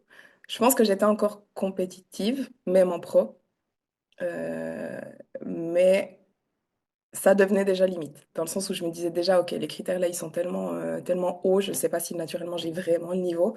Mais aujourd'hui, on va peut-être en parler plus tard, aujourd'hui je fais plus de concours, mais même si je voulais concourir, je suis pas sûre que je le ferais. Parce que justement, le niveau est tellement élevé que je pense qu'il faudrait que je prenne quelque chose pour avoir le niveau suffisant. Bon, pour les maintenant, hein. Oui. Pourquoi t'as jamais voulu ensuite. Donc, aujourd'hui, voilà, tu l'as dit, t'as arrêté la compétition, totalement. Ouais, Pourquoi t'as jamais voulu passer par la chimie? pour ma Parce que santé. pour ta santé? Ok. Parce que en fait, une fois que tu commences, tu sais pas réellement les conséquences. Et surtout, tu sais pas les conséquences à long terme. Mm. Euh, La plupart des gens sont super mal informés là-dessus. mais même si tu es informé, je veux dire, tu sais jamais vraiment ce que ça peut avoir comme conséquence. Et en fait, je me suis toujours dit, je vais pas complètement foutre en l'air ma vie parce que, tu vois, par exemple, j'aimerais avoir des enfants. Est-ce que je pourrais avoir des enfants si je commence les produits ou pas? Je sais pas. Concrètement, Ok. je sais pas. Et donc, ça a toujours été tellement une part d'inconnu que je me suis dit, ça vaut pas la peine, en fait. Je vais pas foutre en l'air ma vie pour un trophée, pour une carrière de 2, 3 ans. Enfin, pour moi, ça valait pas la peine. En fait, si je te pose cette question, c'est bien, tu as bien, enfin, t'as répondu correctement. C'est te dire que à partir du moment déjà où tu vas dans le milieu de la compétition, peu importe c'est naturel ou non, tu sais que allier performance et santé, j'ai déjà dit comme ça de la même manière sur notre podcast, c'est plus possible. Enfin, ça devient complexe. quoi qu'il se passe, quand tu commences à avoir un régime drastique, arriver à un taux de sèche qui est extrêmement poussé, c'est plus naturel. Et quoi qu'il se passe, il peut avoir des conséquences là-dessus. Et qu'en plus, je pense, enfin, tu me l'as déjà dit, et on va en parler, tu as eu des conséquences en plus hormonales suite à ça. Non, alors même naturellement, c'est pas sain du tout. Et aujourd'hui, ben là, je te dis, ça fait 2 ans et demi que j'ai fini mes concours. Encore aujourd'hui, je ramasse. Donc, les sports de haut niveau, bah, forcément, si tu veux être dans le haut niveau, dans le meilleur, tu es obligé d'aller dans l'extrême. Tous les sports, hein, on ne parle même pas que de body, mais tous les sports, forcément, tu fais énormément de sport, tu dois manger en conséquence. Enfin, dans le body, c'est pour être sèche, mais dans d'autres sports, tu dois être plus léger, pour être plus. Enfin bref, c'est pas bon. C'est pas bon. Ça a forcément Quand on va trop loin, trop dans l'extrême, c'est pas bon pour le corps. Après, il y a la tête aussi en plus qui joue là-dedans. Mais non, même si je suis restée naturelle, ça a été faire 3 PrEP où je suis descendue à 9% de masse grasse pour une femme. C'est catastrophique. Tu vois, parce qu'il y a aujourd'hui, il y a beaucoup d'athlètes qui acceptent de s'ouvrir là-dessus parce que c'est encore très tabou. Je pense naturellement à Nathan Mozango en Belgique qui a été capable de faire plusieurs posts et parler de tous les problèmes psychologiques qu'il a eu derrière. Après une cure, des choses comme ça, c'est pas facile d'en parler. Euh, et aussi pour rappel, les produits anabolisants, parce qu'il y a plein de personnes, hein, quand tu vois les salles de sport, qui attendent pas de faire de la compétition pour se piquer, hein. Ça Alors, fait 3 semaines qu'ils sont là, on bombarde, on bombarde. alors ça, la proportion est énorme. Et Mais 3 mois plus tard, on les voit plus par contre. énorme. Ouais, non, mais Et surtout, ils pensent que c'est une pilule magique. C'est du genre, même si je m'entraîne pas bien, je peux manger de la merde, je vais avoir des résultats quand même. Non, tu dois quand même bien manger, tu dois quand même bien t'entraîner. Et souvent, c'est juste des raccourcis, alors qu'ils ont même pas ces bases en place d'un bon entraînement, des entraînements suffisamment intenses, d'une bonne nutrition, une nutrition adaptée.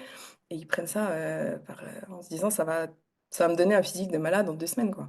Et en plus, mais déjà, ils niquent leur potentiel naturel. Euh, il y a plein de choses. Attends, c'est qu'il y a mon chat qui vient d'arriver. Alors, anecdote, à chaque podcast, Bien. assigne l'arrêt du podcast en sautant sur la table. Elle dit stop, c'est fini. Mais oui, enfin, pour rappel, du coup, de base, les produits anabolisants androgènes ont été créés et sont destinés au sport de haut niveau.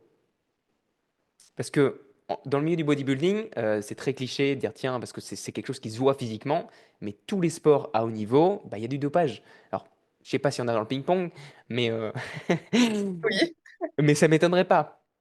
Voilà, mais tous les sports, il y a du dopage, et en fait, c'est normal à haut niveau. Je veux dire, en même temps, tu sais pourquoi tu fais ça. Ton but, c'est d'aller chercher le maximum de tes capacités. Donc, c'est encore très cliché en France, c'est mal vu, mais faut pas, en fait, quand tu sais que c'est destiné pour ça. Je veux dire, c'est un choix de vie, tu l'imposes à personne. En fait, c'est ça, c'est que c'est un choix. Chacun est libre de décider pour lui. Moi, ce qui me dérange beaucoup dans le body ou juste dans la muscu en général, c'est que les gens font des choix sans être suffisamment informés. Et ce que j'ai vu de ce que, voilà, encore de nouveau de mon expérience avec des clientes, etc., souvent, c'est les coachs qui poussent. Et C'est ça, les coachs qui poussent? Ok. beaucoup de coachs déjà, qui partent du principe que tu peux pas faire une compète en bikini, je parle de bikini, pas des autres catégories, pas faire une compète en bikini en étant naturel.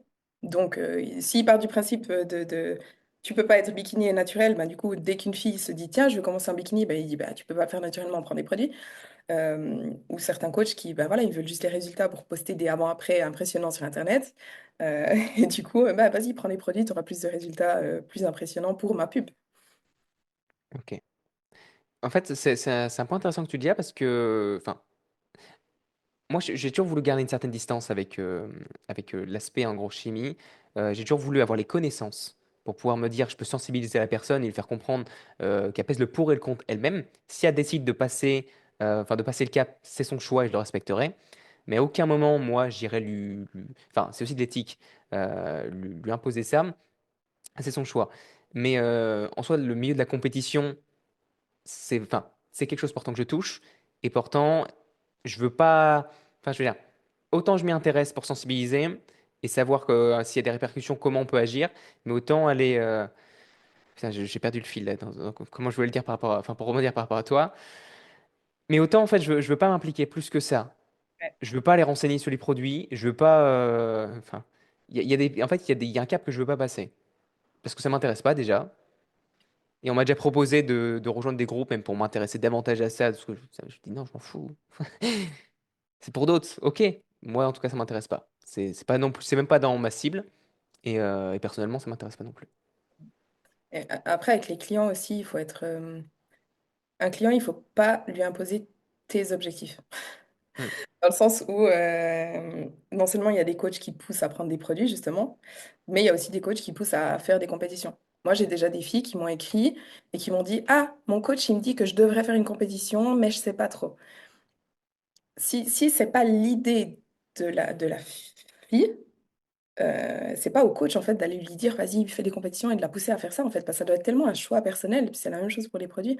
C'est pas au coach d'aller de dire, ah, tiens, tu devrais faire ça. C'est C'est le sûr. client qui s'approche et qui dit j'ai besoin de ton aide pour atteindre l'objectif que j'ai et qui vient de moi. Parce qu'en plus, enfin, oui, on parlait tout à l'heure des répercussions psychologiques. Si ça vient pas de toi, il y a... Voilà. le process, il est long et il est dur, hein. Si t'as jamais bouffé une Pickwick, mon pote, tu vas comprendre. Est-ce que toi d'ailleurs, c'est quelque chose par quoi t'es passé, enfin, je veux dire, vu que tu m'as dit que ton coach avait une approche qui était relativement douce, enfin, une bonne approche, est-ce que t'es passé par une Pickwick en fin de préparation? Oui, mais quand même. Parce que je sais qu'il y a des personnes qui passent pas par ça et qui arrivent à enfin, des physiques sont magnifiques. Euh, alors, surtout la Pickwick, le processus est différent quand tu es naturel ou pas. Même Euh, entre femmes et aussi, c'est différent ouais, à la ça fin. tu vois, en bikini, en général, on n'a pas besoin de couper l'eau, on n'a pas besoin enfin, tu manges jusqu'à la fin. Mais naturellement, tu es quand même très, très flat en fin de prep. Et il faut remplir. Il faut quand même, pour que tu les reins un peu musclés sur scène. Euh, donc, ouais, non, je suis passée par la Pickwick avec augmentation des glucides gentille et progressive toute la semaine. Ok. Oui, c'est vrai, de toute façon, vous n'avez pas besoin de faire une déplétion glycogène. Non, Non. Enfin, merde, j'ai perdu le terme. C'est pas vulgarisation. Non, c'est. Bref, faire sortir les veines chez les femmes, c'est pas le but, généralement. Donc, couper l'eau, il n'y a pas d'intérêt. Jouer avec le sel et tout, pareil. Donc, et souvent aussi, petit point, que la plupart des gens se trompent en disant, tiens, euh, le dopage c'est dangereux, enfin, un Pickwick c'est dangereux. Non, c'est pas ça qui est dangereux si c'est bien fait. mhm, Là où la plupart des gens, souvent, il y a des AVC, des choses comme ça, c'est le post-compétition. Parce ouais, que, voilà, la recharge est mal faite dans le sens que bah, le corps se retrouve avec une déshydratation qui est extrême. Il n'arrive plus à reprendre les choses, enfin, son rythme naturel correct. Donc, c'est là où souvent il y a le plus de problèmes. ouais, c'est sûr. Alors, je n'ai jamais côtoyé de coach après enfin, pour savoir comment ça se passe post-Pickwick, comment ils gèrent ça, mais je suis sûr que ça m'étonnerait pas que la plupart des coachs négligent en mode tiens, t'as fait ta compétition, super, allez, prends du repos, débrouille-toi. Non, je pense que l'accompagnement, il doit être aussi important avant qu'après, là, à ce moment-là. Il est d'autant plus important après. Hmm. Que ce soit compétition ou que ce soit juste perte de poids, même lifestyle, hein. Alors, je sais pas si c'est vraiment les coachs qui sous-estiment ça ou les clients. Plutôt, moi, je dirais plutôt les clients, les athlètes, qui se disent une fois bah, qu'ils ont perdu du poids, une fois que le concours est passé, ah bah c'est bon, c'est fait. Maintenant, j'ai plus d'objectifs précis, donc je peux refaire ce que je faisais avant. Alors qu'en fait, cette phase, elle est cruciale, autant d'un point de vue physique, d'un point de vue santé, parce que j'ai déjà vu des filles qui reprenaient 20 kilos en 2 semaines après les compétitions. Vraiment. Alors, Moi, ça m'étonne même pas. il y a énormément, énormément d'eau, mais il y a quand même beaucoup de gras. Et pour le corps, c'est tellement un stress immense de passer de, je sais pas, 1000 calories à 3000 tous les jours, du jour au lendemain. Euh, je sais plus où je veux en venir. Mais aussi, voilà, en perte de poids, lifestyle aussi, on a des clientes.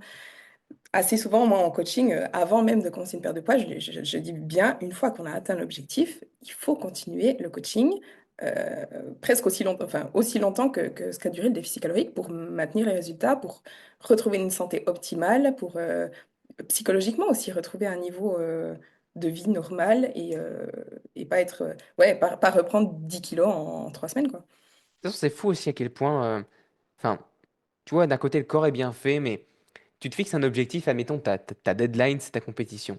Et c'est là où tu vois que la plupart des gens, ils disent, tiens, j'ai passé la compétition, c'est bon, il y a tout qui pète maintenant. Dans ta tête, physiquement, tu sais, il y a tout qui lâche. Alors jusqu'à la compétition, généralement, la plupart des gens, ça se passe plutôt bien.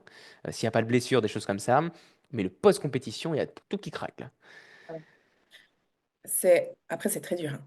C'est Ouais, c'est bah oui. très, très dur, hein. Post-compétition, moi, j'ai été vraiment très disciplinée parce que justement, je voulais pas être dans ce cas de figure-là. Mais il y a beaucoup de fois, j'ai quand même bien dépassé mes macros parce que justement, tu as tellement faim. T'as tellement faim. Et ça, c'est vraiment le corps, c'est les hormones, c'est t'as leptine, ghrelin, c'est le bordel. T'as aussi, bah voilà, tu t'es restreint pendant tellement longtemps que tout à coup, tu peux remanger un peu plus. Alors moi, j'ai fait mes preps en alimentation flexible. Donc jusqu'à la fin, honnêtement, ma première prep, jusqu'à la fin, je mangeais du chocolat tous les jours. Alors Ok. que 5-10 grammes, certes, mais jusqu'à la fin, j'en ai toujours mangé. Donc j'ai jamais eu vraiment ah, j'ai pas mangé de chocolat depuis 6 mois et maintenant que je peux en manger, je me jette dessus. Mais tu as quand même un peu ah, bah maintenant j'ai un peu le droit d'en manger un peu plus, etc. Et du coup, c'est très très dur de respecter ton plan. Mais si tu ne le fais pas, bah, littéralement, voilà, tu reprends 20 kilos en 2 semaines, vraiment. C'était le petit soutien moral d'avoir le petit bout de chocolat chaque jour, quoi. C'est surtout, j'aime tellement le chocolat, je peux pas en passer. Je kiffe Et le chocolat aussi. d'ailleurs, c'est une des raisons pour laquelle la plupart des gens, vraiment la majorité des gens ne pensent pas que j'ai été naturelle durant mes preps. Parce que bah, j'ai documenté mes preps sur les réseaux et je montrais ce que je mangeais. Et je mangeais, bah, je continue à manger du pain, du chocolat, enfin des trucs. Et en pratiquant l'alimentation flexible. Et dans la tête des gens, c'est que tu peux pas faire une compète sans suivre un plan alimentaire strict, hyper restrictif, ou manger que du cabillaud, brocoli, quoi. Si, mais on peut être. Enfin, je pense à des. Enfin, si, enfin, peut-être avant, c'était moins populaire que maintenant, mais on se rend compte du moment où tu respectes tes macros, tu peux avoir un. Enfin, tu appelles ça diète flexible, oui, c'est le bon terme. On peut avoir un niveau de flexibilité, oui, qui est quand même beaucoup plus élevé que ce que les gens pensent. Après, certes, au bout d'un moment, quand tu dois avoir des cales qui commencent à être vraiment restreints, ça devient plus compliqué de caler un bout de chocolat, parce que tu privilégies le volume et la Ah, satiété. bien sûr, bien sûr. Mais du moment que ça rentre dans tes macros, tu peux te faire un dessert, tu peux te faire une glace, tu peux te faire c'est pas un problème. C'est sûr que quand tu as en fin de prep, allez, j'étais à 1500 calories. C'est clair que tu vas pas te mettre 500 calories d'un cookie. C'est ça. Et de manière générale, de toute façon, même si je suis pro-alimentation flexible pour être capable de manger de tout, manger ce que tu aimes, etc., je suis aussi pro-alimentation nourrissante, on va dire, nutritive. Mm. Donc, pas trop transformé, des légumes, etc. Donc ça, c'est forcément... Et plus tu t'es loin dans la prep, moins tu as de calories, plus tu vas, comme tu as dit, privilégier les aliments volumineux, etc. Mais ça veut pas dire que tu peux pas avoir 5 grammes de chocolat sur ta journée, quoi. Je pensais à quelqu'un en fin de préparation qui se dirait oh, rien à foutre, je vais péter les cookies. Il lit toutes ses cales, putain. Ah, putain. Ce, 3 cookies, serait plus possible. rien. Mais bonne chance à lui pour tenir, hein.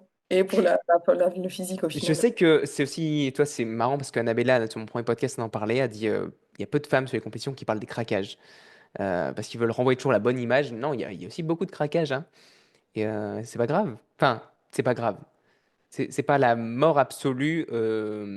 Et tu vas pas non plus te. Enfin, je peux comprendre que c'est difficile d'en parler. Mhm. Mais elle, Annabella, elle a été une de mes premières à me le dire, hein. Elle dit écoute, j'ai craqué à plusieurs reprises, je te dis plus. Moi, alors ça m'est arrivé, ma première prep, ça m'est arrivé 2 fois et je documentais sur YouTube, donc à chaque fois que ça m'arrivait, je le montrais. Et d'ailleurs, c'est drôle parce que c'est une des vidéos qui a le mieux marché parce que j'avais mis en gros, tu sais, le thumbnail de la vidéo, j'avais mis j'ai craqué. Et cette vidéo, elle a explosé les vues parce que tout le monde était content de voir que j'avais foutu en l'air ma prep, alors que pas du tout. Dès le lendemain, j'ai repris mes macros, il s'est rien passé, enfin, bref. C'est fou Euh, comment les gens se ruent sur le malheur des autres, quoi. le négatif, ça. Mais ouais, 2019, c'est vrai que ça m'est arrivé 2 fois en première prep. Deuxième, je me souviens plus. La dernière, ça m'est pas arrivé du tout parce que j'avais une telle pression et j'étais tellement en mode laser focus. Mais oui, ça arrive, ça arrive. Globalement, tes compétitions, ça s'est toujours bien passé. Pas de Euh, blessures, pas de. Je dis globalement, hein. oui, La alors, préparation. ouais, 2020, donc l'année où j'ai eu ma procarte, ma prépa a été très compliquée parce que non seulement en fait, j'ai une tendinite aux ischios. Ok. Qui vient, qui repart, qui vient, qui repart. Mais en 2020, durant toute ma prep, j'ai eu mal et il y a des jours où je ne pouvais même pas m'entraîner. Donc ça a été un peu embêtant, c'est sûr. Et surtout 2020, il y a eu le Covid. Hmm. Donc j'étais en prep durant la fermeture des salles, j'étais en prep alors que enfin, tous les concours étaient à la fois annulés, déplacés, etc. Donc il fallait toujours revoir les deadlines, enfin bref.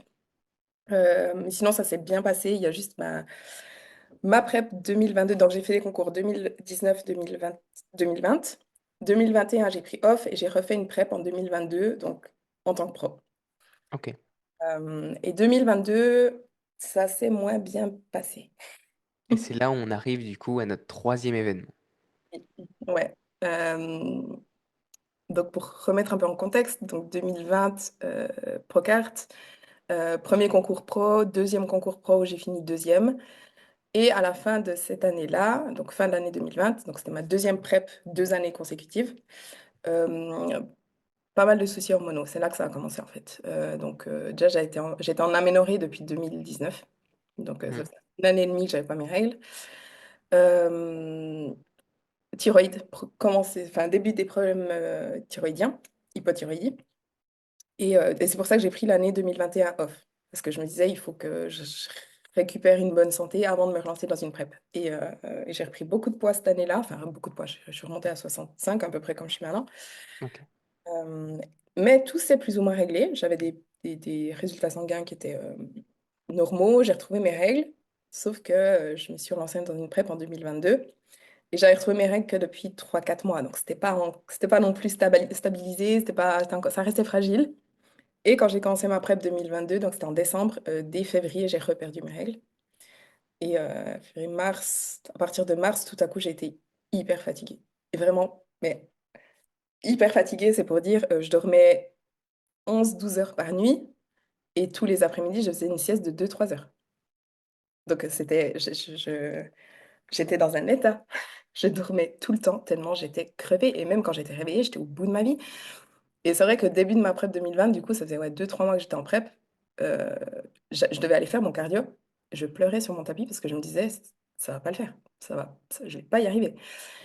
Donc prise de sang. Et là, j'ai vu bah, ma thyroïde, c'était vraiment l'état catastrophique. C'était tellement avancé, bah, j'ai commencé les médicaments pour la thyroïde. Ce qui Ok. m'a permis de retrouver de l'énergie, retrouver une vie normale, parce que voilà, je pouvais de nouveau vivre normalement. Et donc, j'ai continué ma prep, sauf que très difficile parce que mon corps réagissait très mal, forcément. Ma hypothyroïdie, c'est ce qu'on disait avant, beaucoup de peine à perdre du poids. Là, c'est la première prep où j'ai dû descendre à 1100 calories.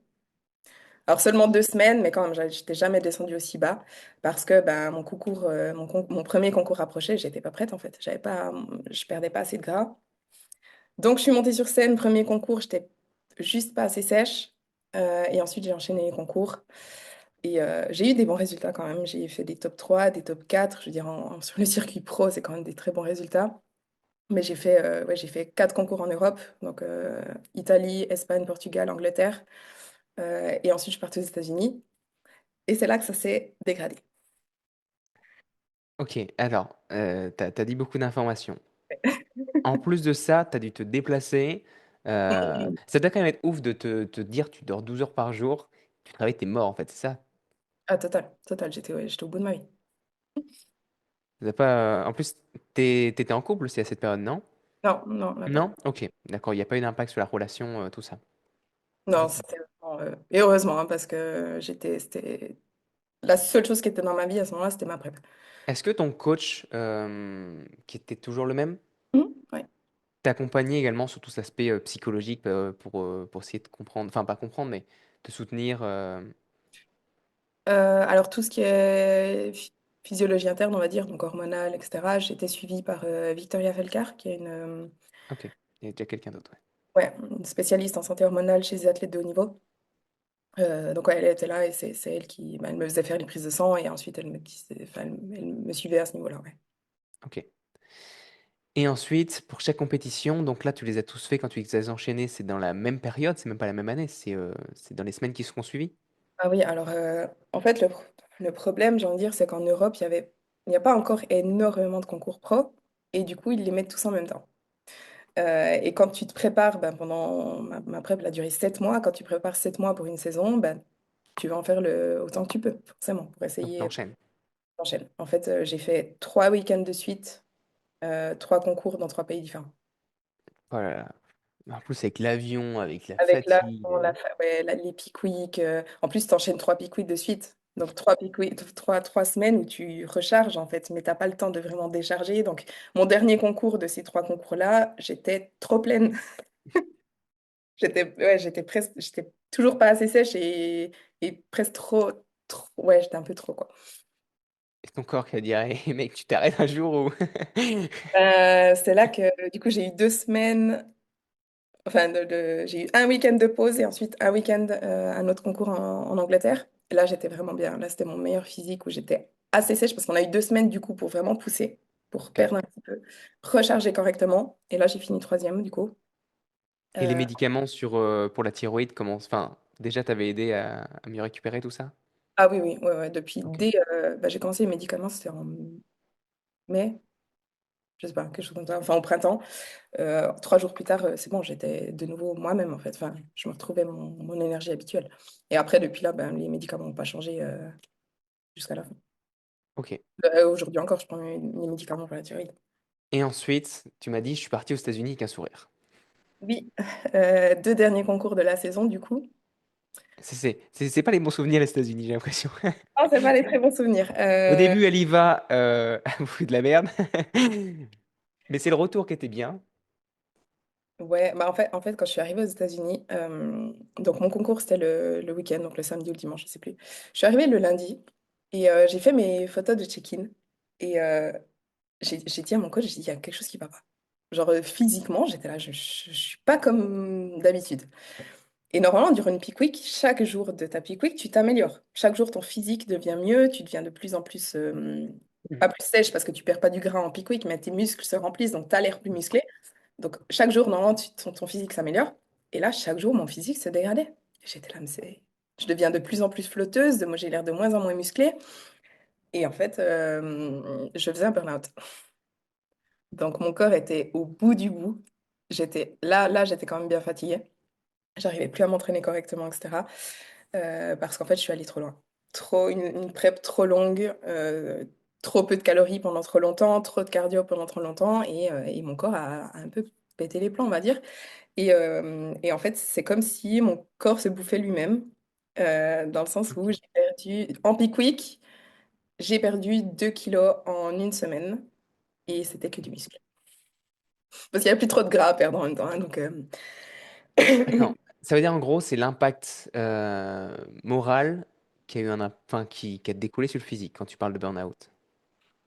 c'est un burn-out sportif, donc en Ok. gros, sur entraînement extrême, on va dire, mais forcément tout est lié. Donc au bout d'un moment, c'était aussi ben, voilà, le mental, peut-être aussi de manque de soutien durant toute ma prep. J'étais pas forcément dans un bon état d'esprit à l'époque, pas forcément par rapport à la prep, mais par rapport à d'autres choses. Et, euh, et le tout, en fait, a fait que voilà, tout est un peu parti en couille, quoi. Ok. Et plus moins mon physique allait, plus je me disais, je vais monter sur scène en ressemblant à rien du tout, ce qui a été le cas. Moins psychologiquement, ça allait aussi, parce que ça te fout totalement en bas. Tu te dis, mais qu'est-ce qui se passe, quoi? T'as été capable quand même de monter sur scène. Genre, tu t'es pas dit en montant, c'est pas possible, je peux pas.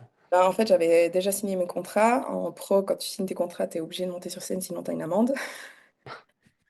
Et, et après, je me disais, bon, j'ai quand même tout payé. Enfin, je veux dire, Ouais. j'étais aux États-Unis, j'avais tout qui était payé, j'avais tout qui était prêt, j'avais mon coach qui venait, etc. Donc, je me suis dit, bon, vas-y, je l'ai fait quand même. Honnêtement, je suis montée sur scène. J'avais un peu honte d'être sur scène parce que c'était vraiment mon physique, le pire physique depuis presque 5 ans. Mais voilà, je les ai fait quand même. Puis, T'aurais et pas été en pro, t'aurais pas eu cette obligation, t'aurais arrêté? Enfin, tu serais pas monté sur scène? je sais pas. Parce que justement, une fois que tout est prêt, une fois que tu es là-bas, tu te dis, bon, je vais quand même jusqu'au bout. Mais c'est Ok. vrai que je m'en serais passé, on va dire. Donc là, ça a été la toute dernière compétition. Ouais. Après ça, t'as dit c'est fini. Ouais, Comment on perd une carte pro? C'est juste on arrête de se présenter et puis au bout on la de... perd pas. Donc On là, la perd pas? même si dans 5 ans, je veux refaire des concours en pro, je peux. Ok, Euh, en fait, c'est à toi d'assumer ton physique. Donc, d'accord. si ben, pendant 5 ans, tu t'entraînes plus, tu dis, tiens, je vais refaire des concours en pro, ben, tu vas ressembler à rien sur scène. Ou comme si moi, je me disais aujourd'hui, ben, je vais faire des concours alors que les critères ont quand même bien évolué. Je pense pas que j'ai le niveau naturellement. Ben, voilà, si je monte sur scène, je suis ridicule et je finis dernière et c'est tout. Bon, je pense pas Ok. que je serais ridicule, mais enfin, t'as compris.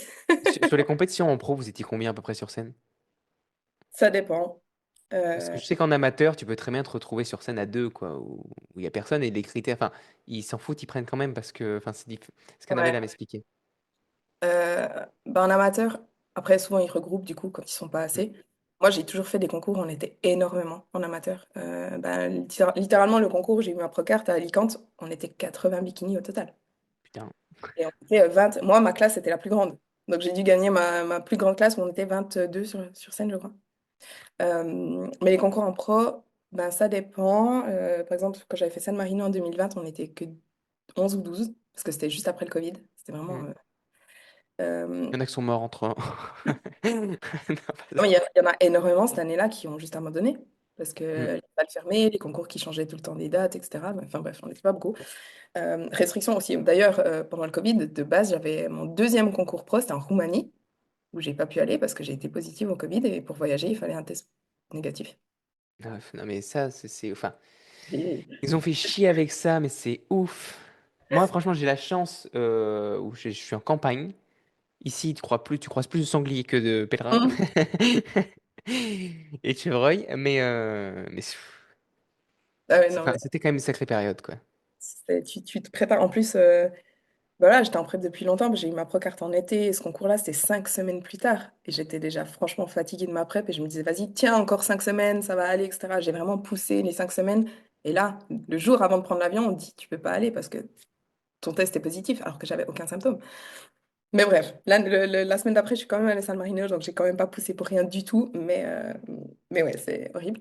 Mais sinon, en pro, on est en général environ une vingtaine. Aux États-Unis, je sais, on était plutôt proche des 30, 40. Il y a plus de monde aux États-Unis. T'es Mais ouais. retourné aux États-Unis depuis? De quoi? T'es retourné aux États-Unis depuis? Non. Non. Traumatisé deux fois, deux allées, c'est mal passé. Ah non. Non, je suis souvent allée aux États-Unis, mais pour les concours, je suis allée juste là. Ok. Donc là, c'était courant 2022. Enfin, août 2022, été 2022. Ou, ok, été 2022. Mhm. Et depuis, tu m'expliquais comme quoi ça fait 2 ans que tu récupères toujours tes problèmes de thyroïde. C'est quoi les conséquences aujourd'hui encore sur ton quotidien?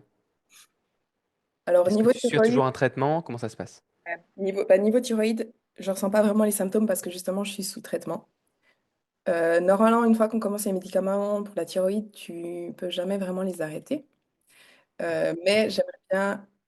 j'aimerais bien à terme essayer de les arrêter. Je dis pas que c'est impossible, il y a beaucoup de monde qui y arrive, mais ça demande vraiment beaucoup d'efforts, beaucoup de revoir toutes tes habitudes, revoir tout ton mode de vie, etc. Le problème, c'est que j'ai quand même déjà un bon mode de vie, mais en fait, ce qui joue beaucoup, ça peut être le sommeil, ça peut être le stress. Moi, j'ai de la peine à dormir suffisamment, donc rien que ça suffit à ne pas à ne pas retrouver une bonne santé ou pouvoir diminuer ou arrêter les médicaments, quoi. Mais point de vue symptômes, thyroïde, en gros, j'ai pas vraiment de symptômes parce que justement, je suis sous médicaments. Donc ma thyroïde fonctionne correctement grâce aux médicaments. Euh, Là où j'ai plutôt des répercussions encore aujourd'hui, c'est mon cycle menstruel. Ok. Un cycle l'année passée, mais j'ai des cycles toujours très longs, plutôt dans les 35 jours, 40 jours. Pas assez de progestérone, mon corps produit pas assez de progestérone. Donc, à ovulation. Et forcément, si tu n'ovules pas, tu pars d'enfant. Donc, en gros, actuellement, mon problème, c'est que je ne pourrais pas avoir d'enfant.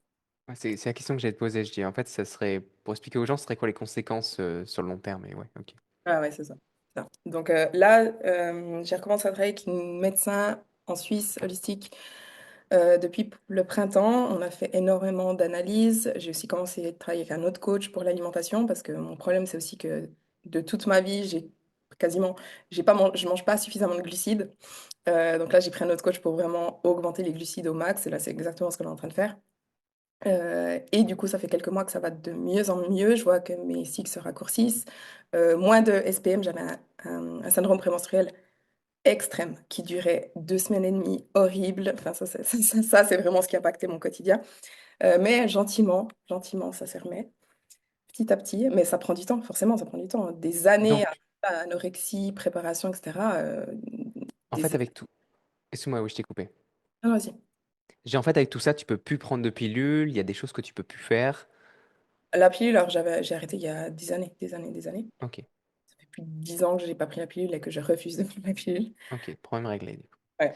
Parce que un point aussi qui est important, c'est que à partir du moment où on va faire des compétitions, chose que tout le monde ne sait pas, c'est enfin, en tant qu'athlète, surtout pour les femmes, enfin, qu'est-ce que- surtout pour les femmes, bah, les hommes ne prennent pas la pilule. C'est une question qu'un coach pose à ses clients, généralement de savoir s'ils prennent la pilule ou non, parce que ça peut avoir un impact pour sa préparation, de savoir qu'est-ce qu'il prend, parce qu'en fonction de la pilule, bah, les hormones peuvent, enfin, ça joue sur les hormones, ça joue sur plein de choses.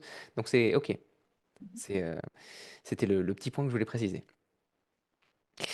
Ok, écoute, je regarde juste sur mes notes parce qu'on va arriver à la fin du podcast avant que je fasse enfin, enfin, que je fasse la conclusion et que je te pose du coup les 7 questions réponses à la fin. Globalement, c'est quoi les leçons que tu as pu tirer de toutes ces épreuves qui ont fait que tu as pu les surmonter et affronter les suivantes au fur et à mesure du temps? Ouf. On arrive dans ces questions, oui. Les leçons. Alors, je dirais de bien se renseigner avant de se lancer dans quelque chose. Que ce soit dans une prep, que ce soit de prendre des produits, vu qu'on a parlé de ça, je dis ça. Euh, de savoir en fait les conséquences que ça peut avoir sur sa santé et de, du coup, privilégier sa santé plutôt que un trophée, un physique. Enfin, mettre l'accent sur ce qui est réellement. Parce que si t'as pas la santé, t'as rien en fait. Et ça, c'est quelque chose que j'ai dû apprendre durant mon parcours. Après, on me pose souvent la question, désolée, je vire un petit peu, mais on me pose toujours la question, est-ce que tu regrettes ce que tu as fait, tu vois, notamment les preps ou des choses comme ça. Pas du tout, parce que sinon, j'en serais pas enfin, je serais pas qui je suis aujourd'hui, j'en serais pas où j'en suis aujourd'hui. Et je pourrais pas aider d'autres personnes aussi et faire autant de prévention en fait autour de tout ça, dont je trouve on ne parle pas assez. Donc non, je regarde pas. Est-ce que ça a été dur? Oui, mais disons que en fait je considère que, enfin, tu vois, tu me demandes qu'est-ce qui t'a permis de surmonter ça. Ben en fait, t'as pas trop le choix. Dans le sens où, tu vois, quand il t'arrive quelque chose, ben ok, tu peux enfin, baisser les bras et t'apitoyer sur ton sort et faire la victime. Mais au final, ça impacte que toi et ça t'impacte toi en négativement, enfin négativement d'autant plus, dans le sens où tu restes encore moins bien dans ta vie, ton mal-être augmente d'autant plus. Alors que, bah ouais, les choses, elles sont telles qu'elles sont. Oui, c'est chiant.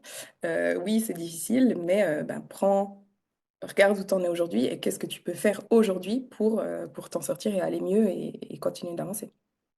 Je sais pas si ça répond à ta question.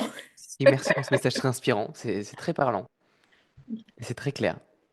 Est-ce que tu as eu des personnes ou des ressources qui t'ont soutenu et sur qui tu as pu compter durant toutes ces périodes? Mon coach, principalement, Steven, Qui justement. a jamais changé du coup?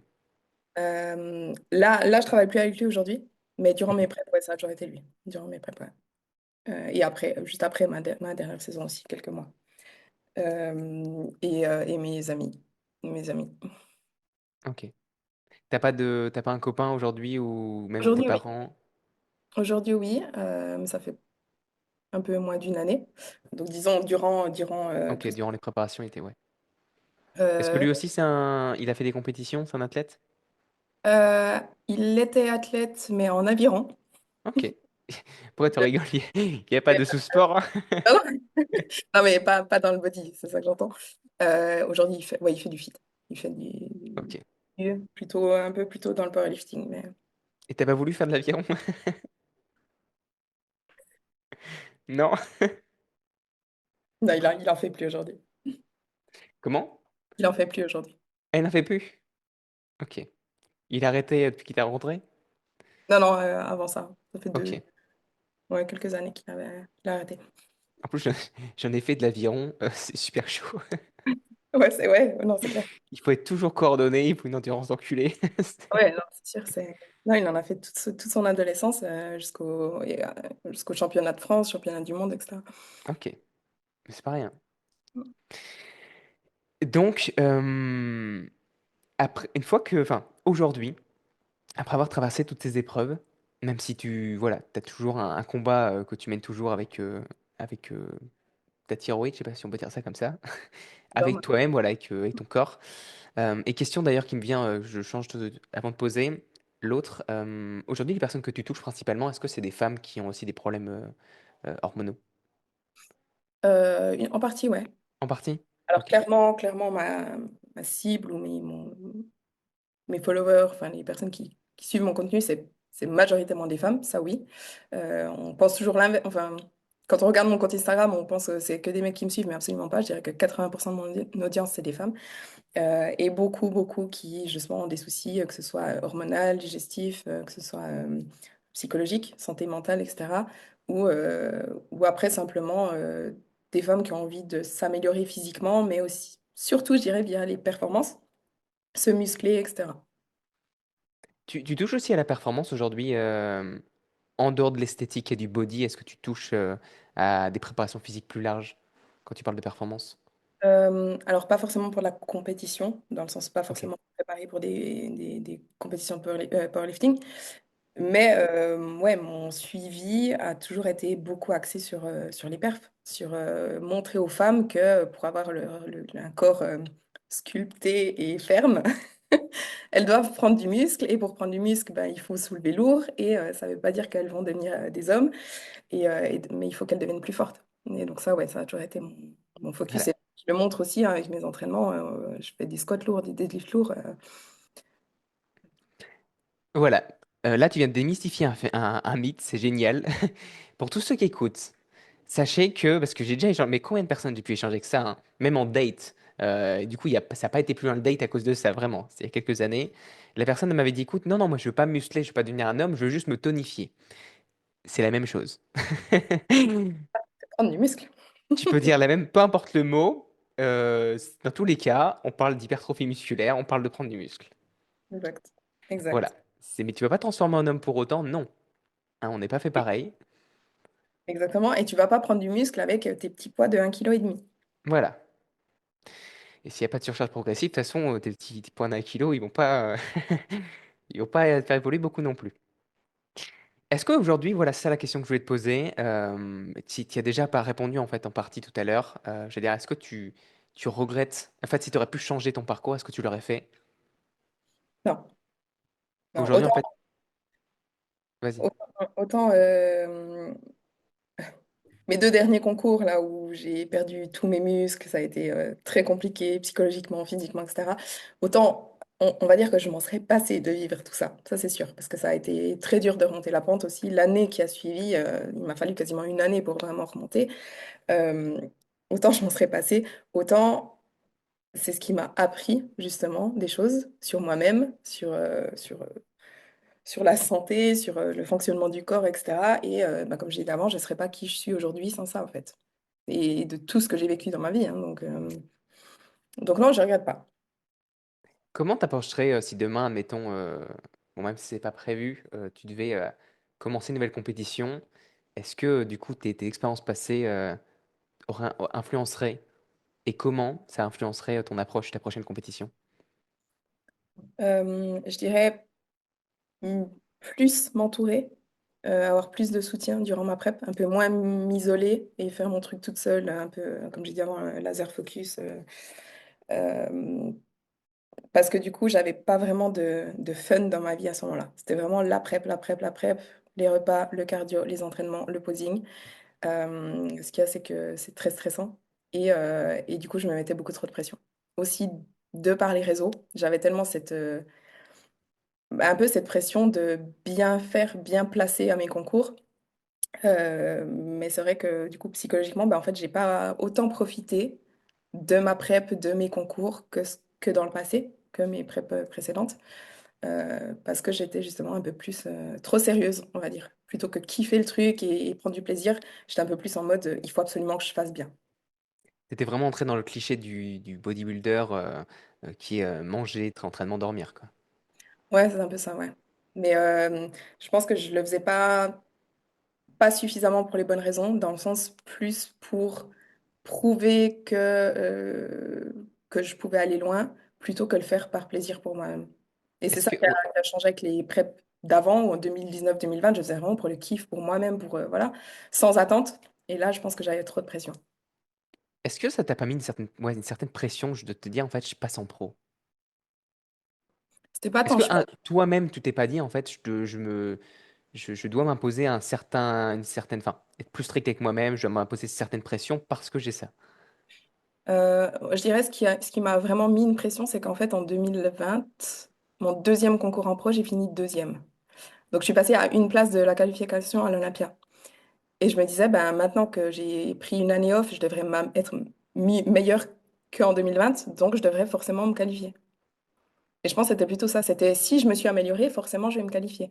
Alors que pas du tout, hein, parce que franchement, d'un concours à un autre, il suffit que bah, c'est pas le même plateau, c'est pas le même jour. Enfin voilà, il y a tellement de choses qui entrent en compte que ça veut pas dire que tu t'es pas amélioré en 2 ans. Mais je pense que dans ma tête, je me disais toujours, ben voilà, il faut que je me qualifie. Et en plus, ouais, les critères évoluent. Bah, si tu évolues, bah, tes concurrentes aussi évoluent. Non, non, c'est clair. Et aussi ma santé, bah, c'était détérioré. Donc forcément, mon physique, en fait, du moment que j'ai pas une santé optimale, mon physique sera pas optimal non plus, en fait, on va dire. C'est sûr. Écoute, j'aimerais te poser une dernière question pour faire cette clôture avant de passer aux questions-réponses.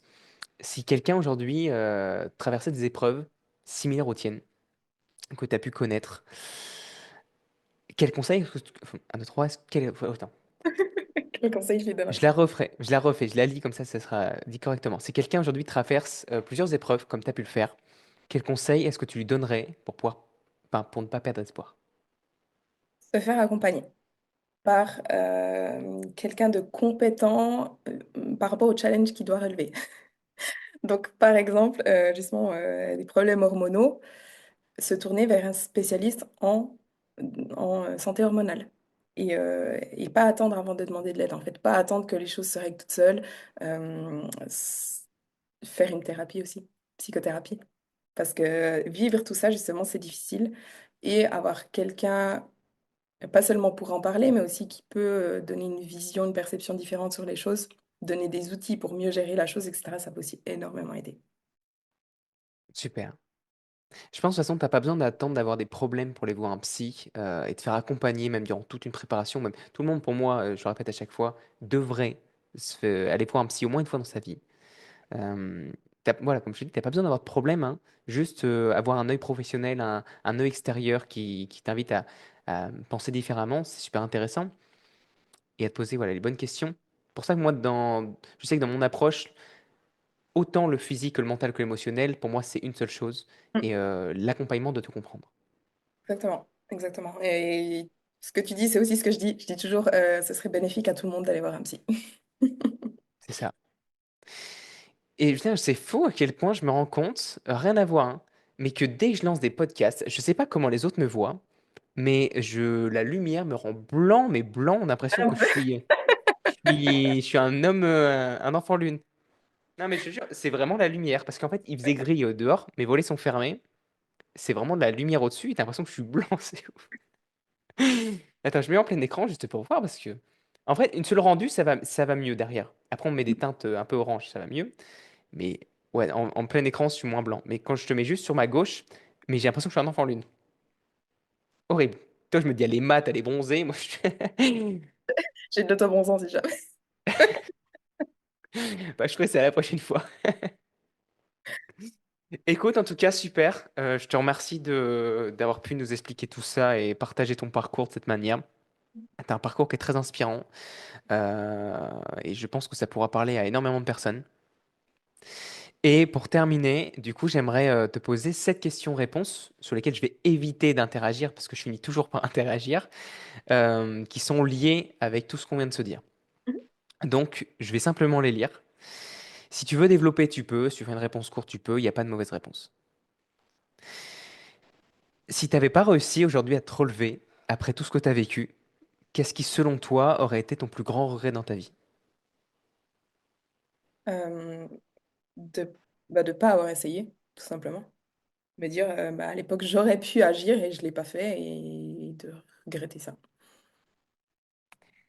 Est-ce qu'il y a un rêve que tu portais au fond de toi avant de traverser tes épreuves et de commencer même la compétition que tu n'as pas encore réalisé? Et si tu avais la possibilité de le faire maintenant, qu'est-ce que ça serait?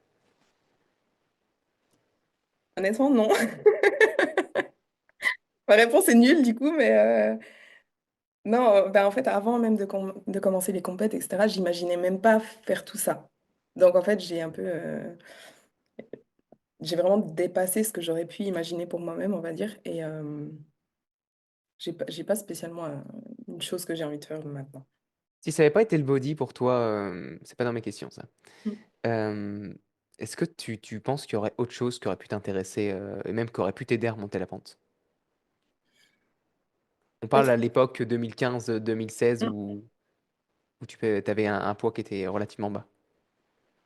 Euh, je pense difficilement parce que c'est vraiment le déclic de je dois prendre du muscle qui m'a sauvée. Si je dois prendre du muscle, ben, il faut que je mange. Et je pense que dans d'autres sports, j'avais pas forcément eu ça. Euh, Parce qu'à l'époque, je faisais beaucoup de courses à pied, donc c'était pas du tout la même optique. Hmm. Du coup, je sais pas, je suis pas sûre. T'arrivais pas à trouver au travers même oui, juste d'un sport, parce que la course à pied, oui, c'est bien sport, hein. Euh, alors, il y a des gens qui courent juste pour défouler, mais je veux dire, toi, tu pratiquais quand même régulièrement ce que tu me disais, tu courais souvent. T'arrivais pas à trouver ce besoin-là, enfin, ça te valorisait pas, t'arrivais pas, ça tirait pas, putain, j'ai même pu à parler, ça tirait pas vers, putain, ça ne te tirait pas vers le haut. Non, pas vraiment. Je dirais que ça me tirait plutôt vers le bas parce que c'était pour moi un moyen de dépenser plus de calories pour être plus maigre. Ok. Donc, courir pour courir, ça t'a jamais intéressé? Pour le plaisir de courir. Après, disons que j'aimais bien ça, mais est-ce que concrètement j'aimais bien ça parce que vraiment j'aimais courir ou parce que j'aimais bien ça parce que je me disais c'est la bonne chose à faire? Après, quand j'allais courir, c'était pas non plus un calvaire, hein, je veux dire, sinon Ok. je serais pas Je allée. veux dire, on t'aurait présenté un marathon, t'aurais pu prendre de plaisir? Bah, je faisais des courses de temps en temps, des courses officielles, mais Ok. plutôt de 10 kills plutôt que des marathons. Mais Et en courant, tu disais, c'est pour mon poids, c'est pour mon poids, c'est pour mon poids. un peu, ouais, un peu. Ok. Écoute, si tu pouvais revenir dans le... Bon, en fait, c'est la question, non, on l'a déjà posée tout à l'heure. C'était si tu pouvais revenir dans le passé et changer quelque chose, qu'est-ce que ça serait? Et pourquoi? Et tu as déjà répondu. Mhm. Aujourd'hui, qu'est-ce qui a vraiment de la valeur pour toi? Ma santé, ma santé et Dans le sens, si tu devais tout perdre à nouveau et que tu devais garder qu'une seule chose, ma santé, la santé. clairement, clairement. Pourtant, c'est tellement évident, mais enfin, quand je vois le parcours de différentes personnes, la réponse est pas tout, enfin, est vraiment différente d'une personne à une autre, alors que pourtant tout le monde a besoin de la santé. Je veux dire, enfin, sinon t'es mort, quoi. Bah, en fait, c'est qu'une fois que tu as vécu des problèmes de santé, c'est là que tu te rends compte à quel point bah, c'est important en fait de l'avoir. Hmm. Et tu vois la différence, comment tu te sens et comment ça impacte ta vie entière. Et sans ça, ben voilà, c'est ta vie qui est impactée. Autant le professionnel que le sport, que le physique, que les relations, que enfin tout. Moi, je m'en suis rendu compte à partir de 2021, 2020, où on m'a déclaré épileptique. Toute ma vie a basculé. Mais c'est pas juste physique, enfin, mentalement. Moi-même, je me suis dégradé, j'ai perdu toute mon estime de moi-même, ma confiance en moi. Et pour quelqu'un enfin, qui a une très haute estime de lui-même, hein. Genre, moi, je me suis toujours dit, la dépression, c'est pour les faibles. Genre, c'est un autre monde. Pas du tout. Tu te rends compte que la ligne est très fine, mais enfin, c'est pas que ça. C'est mes rêves, mes ambitions, tout est parti Mm. à ce moment-là. Et c'est l'année, durant 18 mois, où j'avais qu'un seul objectif qui m'a aidé à remonter la pente, c'est monter mon entreprise.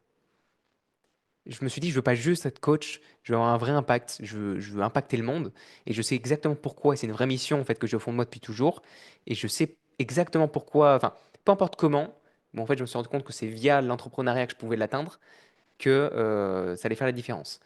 Et je sais que pendant 8 mois, ça je me rappellerai toujours, je n'ai pas arrêté, je n'ai pas pris un seul jour pour moi pendant 8 mois. Plus Mm. personne ne me voyait. Enfin, par mes parents, je veux dire, parce que je suis retourné chez mes parents à ce moment-là. Mais je sais que c'est ce qui m'a sorti de la tête de l'eau. Et je sais que les entraînements, c'est ce qui m'a fait garder un contact avec qui j'étais avant. Et c'était le seul moment où j'avais la main sur ce que je pouvais faire, où je pouvais me valoriser. Et c'est clairement, voilà, c'est la chose sur quoi je me suis raccroché, m'entraîner. Donc, ça me parle beaucoup, les problèmes de santé. Et aussi sur l'aspect émotionnel, j'ai d'autres choses qui ont été touchantes et sur plein de sujets. Mais l'aspect santé, si moi je devais répondre à cette question, c'est la même chose. Mm. Cinquième question. Oui, c'est bien ça, oui. Non, je pensais te l'avoir déjà posé. Si tu pouvais parler de toi, à ton toi du passé, juste avant que ces événements arrivent, qu'est-ce que tu te dirais? Euh, Un message que tu souhaiterais te transmettre à toi-même. donc, je dirais avant tout ça, que déjà, il faut que tu manges. Faut que tu manges, ça aurait changé beaucoup de choses. Euh, mais que tout va bien finir en fait. Tout va bien aller au final. Pas de message de prévention sur ce qui va arriver. Non, Non. non, non. Tu vas Tu en vas, chier, ma petite, mais c'est pas grave. tu vas y arriver. Qu'est-ce qui te rend le plus fier aujourd'hui? Euh, tout ce que j'ai accompli, sachant de où je suis partie. Dans le sens, tout ce que j'ai créé et tout ce que j'ai réussi à faire, en fait, autant que ce soit carrière sportive, business, en partant de rien, en fait.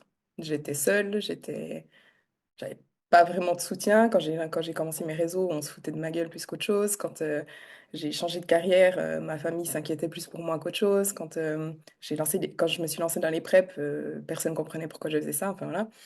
Donc ouais, juste d'avoir vu, de toujours avoir suivi en fait ce que j'avais envie de faire, peu importe ce qu'on me disait. Et voilà. C'est dur d'aller à contre-courant, hein. Mais c'est souvent dans ces opposés-là qu'on a les plus grandes réussites et qu'on se révèle. Là où j'ai une chance, c'est que je suis assez bornée, assez têtue. Et quand on me dit tu peux pas faire quelque chose, je vais te le faire deux fois plus, tu vois. Je suis exactement pareil. C'est te dire, je peux pas le faire, tu vas voir, ok. Tu Juste vas parce que voir. tu me l'as Voilà. dit. Et du coup, j'ai toujours été là. Bah, vas-y, parle si tu veux. Moi, je fais ce que je veux. Et voilà. En plus, si je me trompe pas, en Suisse, il me semble que, enfin, en termes de mentalité, je vais pas dire moins bien perçu, mais l'entrepreneuriat est pas aussi bien perçu que le salariat. Ouais, non, c'est clair. Parce qu'il y a des grosses boîtes, quand je pense à Genève, toi, c'est que des grosses marques, tout ça. C'est plus dur de se mettre à son compte en Suisse? Enfin, comment Dans ça les se passe? mentalités, ouais, c'est pas courant, c'est pas commun. Et c'est pas, ouais, c'est un peu, c'est un risque. C'est un peu, ben, trouve un job parce que t'as plus de sécurité, t'auras un meilleur avenir. Donc, ouais, c'est pas simple. Du coup, le conflit avec les parents ou l'entourage peut être, c'est pas forcément bien, enfin, c'est pas bien perçu de dire que on va pas te pousser dans cette direction. Ah non, non, non, clairement pas. Clairement pas. C'est pas dans tout ce que tu fais à l'école, etc. Jamais c'est dans l'optique deviens indépendant, deviens entrepreneur. Euh, Après, on n'a jamais non plus essayé de me décourager, mais c'était plutôt inquiet de l'inquiétude en fait pour mon futur, on va dire. Dans ton entourage, t'avais des proches ou de la famille qui étaient déjà à leur compte, qui avaient entrepris? Jamais? T'as jamais eu toujours d'influence du coup? Non. Ok. Donc ouais, c'était vraiment, bah tiens, ma fille se lance dans l'inconnu, peut-être qu'elle parle à un psy. Ah, et moi-même, hein, il m'a fallu quand même du temps avant de me dire, mais tu vas pas être employé et pas parce que de base, moi, ma vision, avant de commencer la muscu, c'était bah, tu vas à l'école, tu fais des études supérieures, tu as un diplôme, tu trouves un job. Voilà, c'est vraiment le parcours. Et du coup, bah, me dire, en fait, je vais pas suivre ça, ça a été, ouais, c'était, qu'est-ce que tu fais, quoi? En France aussi, hein, c'est pas promu, c'est pas mis en avant le fait d'entreprendre à l'école, hein, mais c'est pas mal vu non plus. Mhm. Et pour qu'on récapitule un petit peu dans le temps, enfin qu'on revienne dans le passé, il faut savoir qu'il y a 100 ans, l'entrepreneuriat, ça n'existait pas. Enfin non, le salariat n'existait pas. C'est ça que je voulais dire. Ouais. Donc c'est encore récent. Et certes, c'était il y a encore quelques années une soi-disant sécurité. Aujourd'hui, on se rend compte que pas vraiment. Être viré du jour au lendemain, hein, je veux dire. Voilà. Et même se faire embaucher, c'est relativement dur, hein, pour beaucoup de jeunes. Donc, enfin jeunes, peu importe l'âge. Donc bon, écoute, pour terminer, dernière question. Si tu devais laisser un seul message aux auditeurs, quelque chose que tu aurais aimé entendre au moment où tu étais au plus bas, qu'est-ce que ça serait? de, de croire en soi. Parce que je pense que tout part de là, en fait, du moment que tu crois que tu t'en es capable, ça peut être n'importe quoi, hein. Ça peut être, encore une fois, ça peut être professionnel, ça peut être physique, ça peut être... retrouver une bonne santé, etc. Du moment que tu y crois pas et que tu crois pas que tu en es capable, ben, tu vas nulle part. Super. Écoute, Chloé, je te remercie. C'était un Merci. message de fin très inspirant. Et j'aimerais juste te demander deux choses. Est-ce qu'il y a un sujet que tu aurais aimé, enfin, que tu aimé qu'on aborde, que j'ai pas parlé dans le podcast?